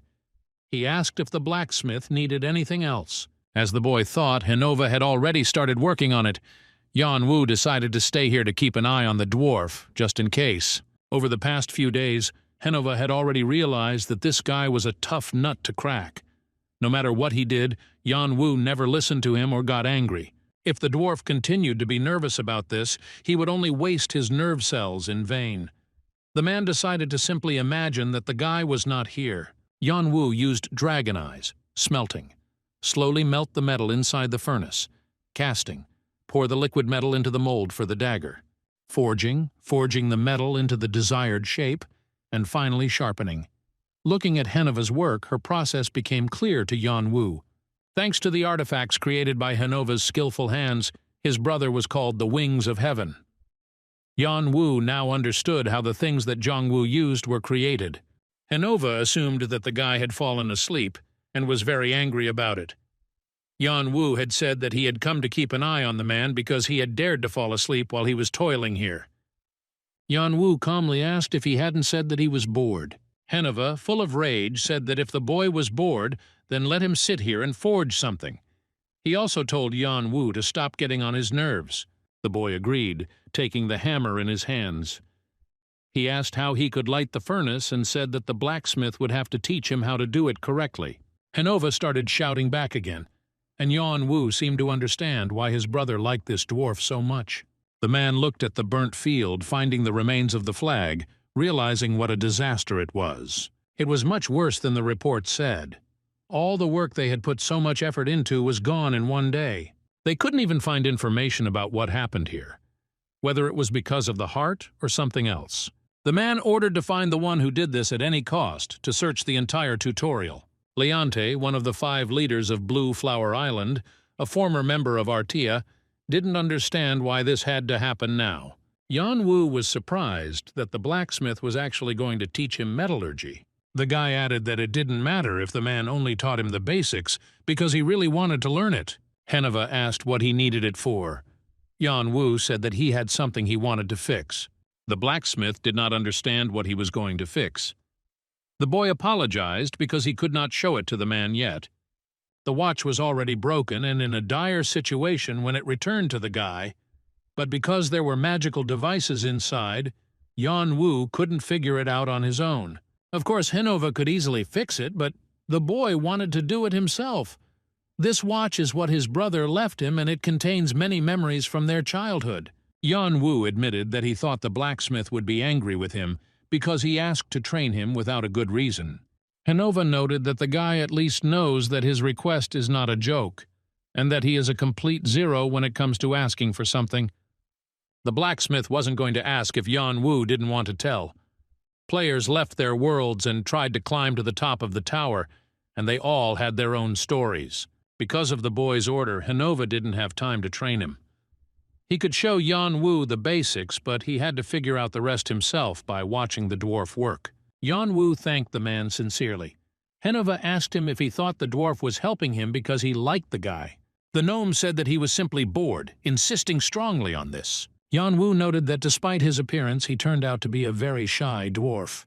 The blacksmith shouted so loudly that he could be heard even in the street, saying that everything should be done incorrectly. Hitting the boy on the back, Henova rudely told him to start all over again. Having calmed down a little, the dwarf admitted that Yan Wu wasn't so bad after all. Usually when people first start using a hammer, they either can't adjust the force or make a lot of mistakes. But once he got the hang of it, Yan Wu began to do quite well, which impressed Henova. The man had a feeling that the guy could see the place where he needed to hit, with what force and how many times he needed to do it. At first, the boy seemed like a complete layman in blacksmithing. But every time the dwarf pointed out his mistakes, he learned from them. Now Yan Wu is no longer distinguishable from any other average blacksmith. Henov has never seen anyone learn so quickly, or maybe it was the second time. He remembered how young Wu had asked him to teach him this because it looked fun. Henova decided that he was getting old, since he was thinking about such useless things. The very next moment the blacksmith threw his pipe at the guy, reminding him that he had already said that this was not the right corner. It had been 2 weeks since Yan Wu had started studying here. This road already seemed familiar to him. The busy gnome grumbled and complained about the mistakes the boy made, but kept checking to see if everything was working out. Now it's clear why young Wu said the dwarf reminded him of his father. Henova really was a nice creature. Yan Wu thought his brother had lost everything, but he was glad to know that he still had those who would never betray him. That's why the boy couldn't let Henova die. He couldn't be dragged into Yan Wu's problems. It was enough that the boy knew who Henova was. He decided that as soon as the Eye of Geese was ready, he would disappear from the forge. As Yan Wu wanted, he found himself inside the tower. Here he was able to delve into Young Wu's past and even meet a person his brother was close to. Now the guy had one last thing to do: climb to the upper floors of the tower and meet them. It was the top rankers who occupied the upper floors. The outer district and lower floors were where the scum lived, unworthy of being near the best. Therefore, Yan Wu needs to become stronger as quickly as possible, because only by being on the same floor with them can he avenge his brother. The guy stopped, noticing how a group of men surrounded him. The man noticed the white mask and cloak, deciding that they had come to the right place. This was the one who had ignored their warning and had started hanging around Henova's forge. Judging by the way the guy looked, the man assumed that he had recently exited the tutorial. He wondered what made Yan Wu ignore their warning. The boy immediately realized that these were the bandits who continued to bother Henove. But the boy was wondering why they hadn't shown up all this time. In fact, the 8 clans did not care about what happened outside the upper floors. But there were many small clans here that had the protection of the 8 aforementioned, and they must act tactfully to avoid falling into disgrace. It seems that oppressing Henova was one such action. Yan Wu told the man to stop annoying him and get out of the way.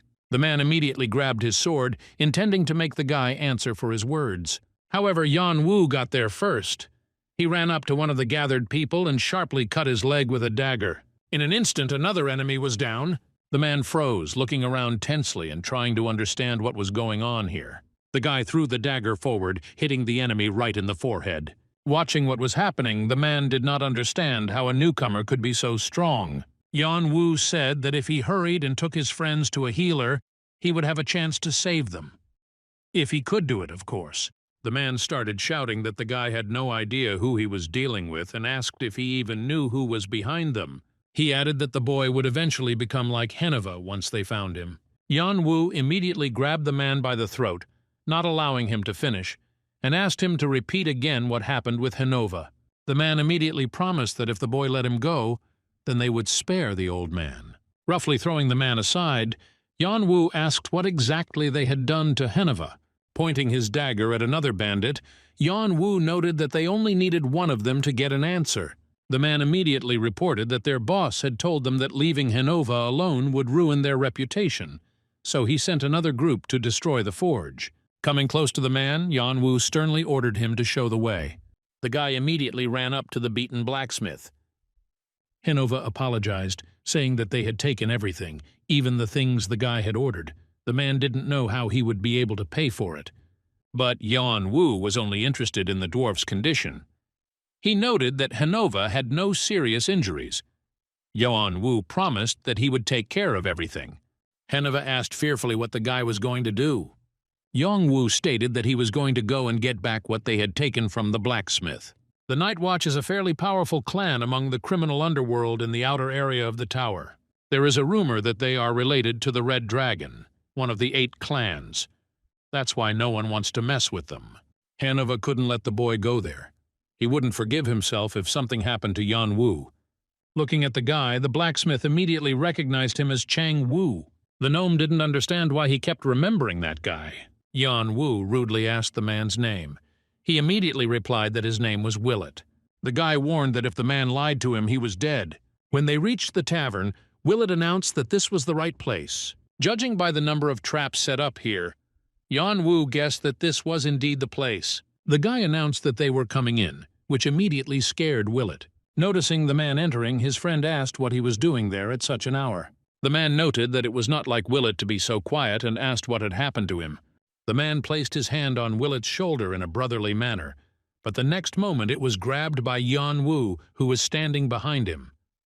The guy threw the man with all his might, causing him to fly across the floor and hit the wall. His comrade immediately called Willet a damn traitor and ordered the rest of his accomplices to seize him. However, Yan Wu had no problem attacking anyone who tried to reach him. The man didn't understand who he was. He was the only one. Why couldn't they stop him? Another man also shouted that they were fighting a player who had just recently exited the tutorial. 2 more rushed at the guy, but he managed to push them back with 1 blow. Some hid fearfully, seeing that the stranger was able to kill even Sai. They did not understand who he was. Hearing the sound of the trap being activated, Yan Wu looked closely to see if it was above or below. Looking down at his feet, the guy noticed a man trying to quietly escape through a secret passage. Yan Wu wasn't going to let him do that. Yan Wu kicked the floor, causing a shockwave to spread across the entire area. The dumbfounded man did not understand what had happened, but the next moment he froze in fear, seeing the guy approaching him. Seeing a sword lying nearby, the man hastened to grab it in the hope of defending himself. He tried to strike, but Yan Wu immediately rushed forward, striking the sword, causing it to fall apart. After finishing with the man, Yan Wu raised his head to see 2 more bandits shaking in fear. Yan Wu said that if they didn't want to die, one of them had to come down here. The man, with trembling hands, placed the cup of coffee he had asked for in front of the boy. Yan Wu asked if they were thinking of poisoning him, to which the man assured that he would not dare to do that. They didn't understand what kind of hole this monster came out of. Their guild always intimidated newcomers who started looking for Hanova because of rumors about his abilities. It was no wonder that this guy had such powerful artifacts. They would never have thought that he was the greedy devil. They didn't think it would be so hard to deal with him, even though he broke the tutorial record. Most likely, the Night Watch will now suspend its activities. After finishing his coffee, Yan Wu suggested talking about compensation. The man didn't quite understand what he meant by compensation. Yan Wu replied that it was money to replace the things they destroyed, the fee for repairing the demolished building, and all the money that Hanova lost due to the blockade of his business. The guy added that if they had any problems with that, he could just take the thing that was attached to the man's neck. The guy also ordered the contents of the safes to be brought to him. Yan Wu ordered to bring all those responsible for the pogroms and intimidation of Hanova. They will repair the forge themselves. Also, from now on, the man is responsible for protecting Hanova from blackmail from other clans. Yan Wu does not care what he says to the clan about him or Hanova. After making sure that the man understood everything, Yan Wu was about to leave, saying that he would leave everything else to him. The dear boy wondered if perhaps he should have made them do more than he asked. An Yu thought it would be a good idea to make them an example for others. Seeing the guy, the tense Hanova immediately asked where he had been. Yan Wu silently put the bag with all the stolen items on the ground. The man was unhappy that the boy had to get into all this trouble. However, he understood that Yan Wu was not the type to listen to him. At least the boy returned alive. The dwarf asked to bring all this inside. Panth punched the table, surprised that the boy was in the outer area. He didn't understand why Yan Wu was there. The man said that the boy was with the blacksmith master Hanova. The master was constantly being attacked by the clan, but Yan Wu took care of them. Idora found Henova's name familiar. She seemed to have heard this name before. Having demonstrated the completion of the work, Yan Wu asked the blacksmith how he liked the result. Yan Wu noted that the forge was much better than it was before, so the man should be grateful to him. Hanova reminded him that it was the guy who wanted Gaius's eye finished as soon as possible. Obviously, he had to do it for the dwarf, so he shouldn't thank him. Yan Wu thought about how there was a word on earth that described people like Hanova. After thinking for a while, he remembered that they were called tsundere. The boy's dragon eyes could now see hidden flaws, and their proficiency increased to 22.9%. Yan Wu now understood why the dragon race was known as the wisest race in the world. Even if the dragon eyes were only a part of the dragon's abilities, they were still strong enough to allow the boy to quickly level up. Yan Wu's metallurgy skill increased. The more he studied it, the more opportunities it opened up for him. He also gained new knowledge. It seemed that psychological growth was as important as physical growth for Yan Wu's body to awaken. Perhaps because the progress was related to his psychological state, the guy felt tired. Yan Wu looked at his result. The preparation was not yet complete, but for a first attempt it looked pretty good. Yan Wu concluded that she looked pretty good considering it was his first attempt. Looking at Hanova, Yan Wu saw a system window that reported that the dwarf had a rather shy personality. The guy froze in surprise when he learned that he could now see people's statistics. Seeing the guy staring at him, Hanova immediately and sternly ordered him to get back to work. Although Yan Wu's dragon eye level had increased, he didn't expect that it would give him the ability to see people's information. This was a huge advantage. Remembering that it said rather shy, the guy noted that they had hit the nail on the head with that description. Turning to the man, Yan Wu said he had a question. He wanted to know how to determine the direction when welding metal, and also what should he do when the heat exceeds the optimal temperature, and why did this part look like this? Hanova grumpily reminded him that he had told the boy to practice. Yan Wu explained that he was asking because he didn't know how to do it. The blacksmith told the boy to learn it himself. Yan Wu noted that the man had to teach him so that he would understand. The guy showed Hanova his result, asking him to look. Hanova didn't understand how long he would be distracted, reminding him that it was Yan Wu who had made the order. If he continues to waste the dwarf's time, then he shouldn't blame him for the slow progress. Yan Wu reported that he had already finished, and therefore asked Manhwa to evaluate it. The sword turned out much better than expected. The blade may be dull, but it has good durability. Manhwa didn't believe that this was really a sword made by a blacksmith who hadn't worked for even 10 days. The man knew that he was a quick learner, but he was still surprised. However, Manhwa told the boy that the sword was not bad for the first time, but Yan Wu did not do everything correctly. The boy decided that lightning would strike the dwarf if he complimented him. Manhwa immediately declared that it was he who decided whether to praise something or not. The man told Yan Wu to continue forging, because the boy still had a lot of work ahead of him. The boy noted that in that case he would continue asking questions. The blacksmith realized that Yan Wu would not let him just work. The next moment, the guy hurried to cover Manhwa, noticing a strong explosive blow. The enraged Pant appeared and was unhappy that he had to look under every stone to find the guy because of Yan Wu. Seeing Yan Wu calmly return to work, Manhwa asked with displeasure if he was really going to just leave this guy behind. Pant immediately stated that the guy was only able to hit him because he caught him off guard, so it doesn't count. The man offered to start over, assuring that this time he would crush the guy. He offered to go out into the yard and finish this once and for all. Yan Wu didn't pay any attention to Pant, continuing to work on his sword. The man was dissatisfied with the fact that he was not being listened to at all. Eudora placed a cup of hot drink in front of the dwarf, inviting him to drink it and relax a little. The man immediately noticed the sword in her hands. Eudora informed him that it was the sword that Sir Manhwa had made for her when she was still a little girl. Now Manhwa remembered that the girl was that persistent child.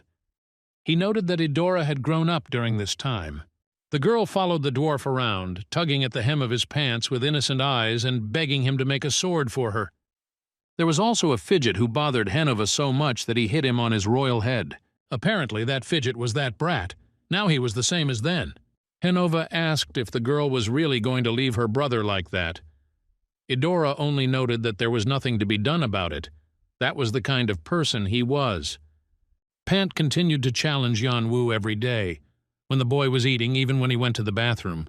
Soon it turned into threats and then into requests. Eventually, the requests turned into outright whining. However, Yan Wu pretended not to hear it.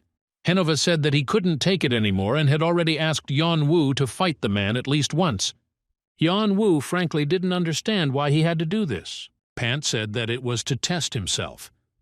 The guy noted that he did not need it, and the man could consider himself a winner. After all, he had already done this last time. Besides, even if they fought, what would Yan Wu gain from it? Pant didn't understand how a warrior could say such a thing. The guy said that if a man wants to fight, then let him make a bet. But if he has nothing, then he can forget about it. Pant immediately suggested that the loser serve the other. Yan Wu asked if he should address the winner as Sir, and Pan said yes. Yan Wu finally took pity on the man and decided to do as he asked. A few moments later they returned back. Pant's face was more bruised from the fight. Eudora didn't immediately believe that the son of the martial arts king had lost in a battle that lasted no more than a few seconds. Manhwa simply didn't understand what had happened. Pant could swear that in the tutorial they were equal in strength, since they were on the same level. Yan Wu was simply happy that he could forge in silence now. The man wondered how much stronger Yan Wu had become during this time, and thought that there was no point in all this. Pant asked why the guy was in the outer area and not in the tower. Yan Wu looked at the man with displeasure, and the man, immediately remembering the argument, added, "Sir." Pant added that the guy couldn't even imagine how long he had been waiting for him. In response to this, Yan Wu only asked the man to be quieter since he couldn't concentrate while Pant continued to chatter. However, Yan Wu did have a reason why he was here. Young Wu climbed 10 floors in 10 days and was able to obtain Hades's key. This key attracted attention to Arta. After completing the tutorial, the guild members completed the beginner floors in 10 days. Players who go fast the first time will receive a Hades key, but to get it, they need to beat the record time. That means completing all 10 floors in less than 10 days. After Young Wu received Hades's key, he felt sorry because he found out that Zeus's key can only be obtained in the tutorial. Although it might take a long time, Yan Wu had a feeling that it wouldn't be too difficult. The experience and skills he had gained in the tutorial should help him with it. He needed Guy's eyes for this very purpose. The boy noted that it was now becoming like a rivalry between two brothers. Still, Yanwu had the pride of an older brother. He couldn't show his weaknesses in front of his younger brother. Manhwa complained that he hadn't had a single peaceful day since that asshole came to him.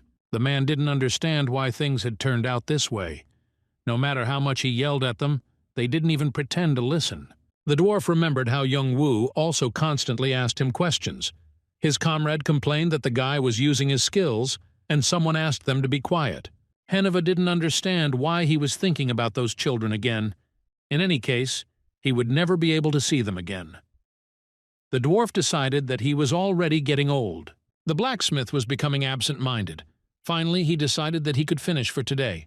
Seeing that the door had opened, Manhwa said that they were already closed for today, but then froze in surprise when he saw who had come to see him. The newcomer greeted the master, noting that they had not seen each other for a long time. After many attempts, Yenu managed to unlock the information window of this watch. Now he can get more information about it by earning more experience. Pant entered and asked what Sir was doing here alone. Idora noted that Cain Oraboni was not as simple-minded as her brother. She was sure that the boy was simply planning his future plans. Pant was surprised that Idora called the boy Oraboni, a polite form of big brother. The girl noted that if he is young Neem for Pant, then for her he is Oraboni. What else should she call him? Pant immediately declared that in that case Idora should also call him Oraboni. Yan Wu noted that the boys looked cuter from the first time they met. The siblings were always the same no matter where you went. Pant immediately became alert, trying to understand what was happening. The man assumed that rumors that they, the brother and sister of the one-horned clan, had reserved the terrace of this cafe had spread around the area. The stranger who appeared assumed that the guy sitting in front of him was that same Sir Cain.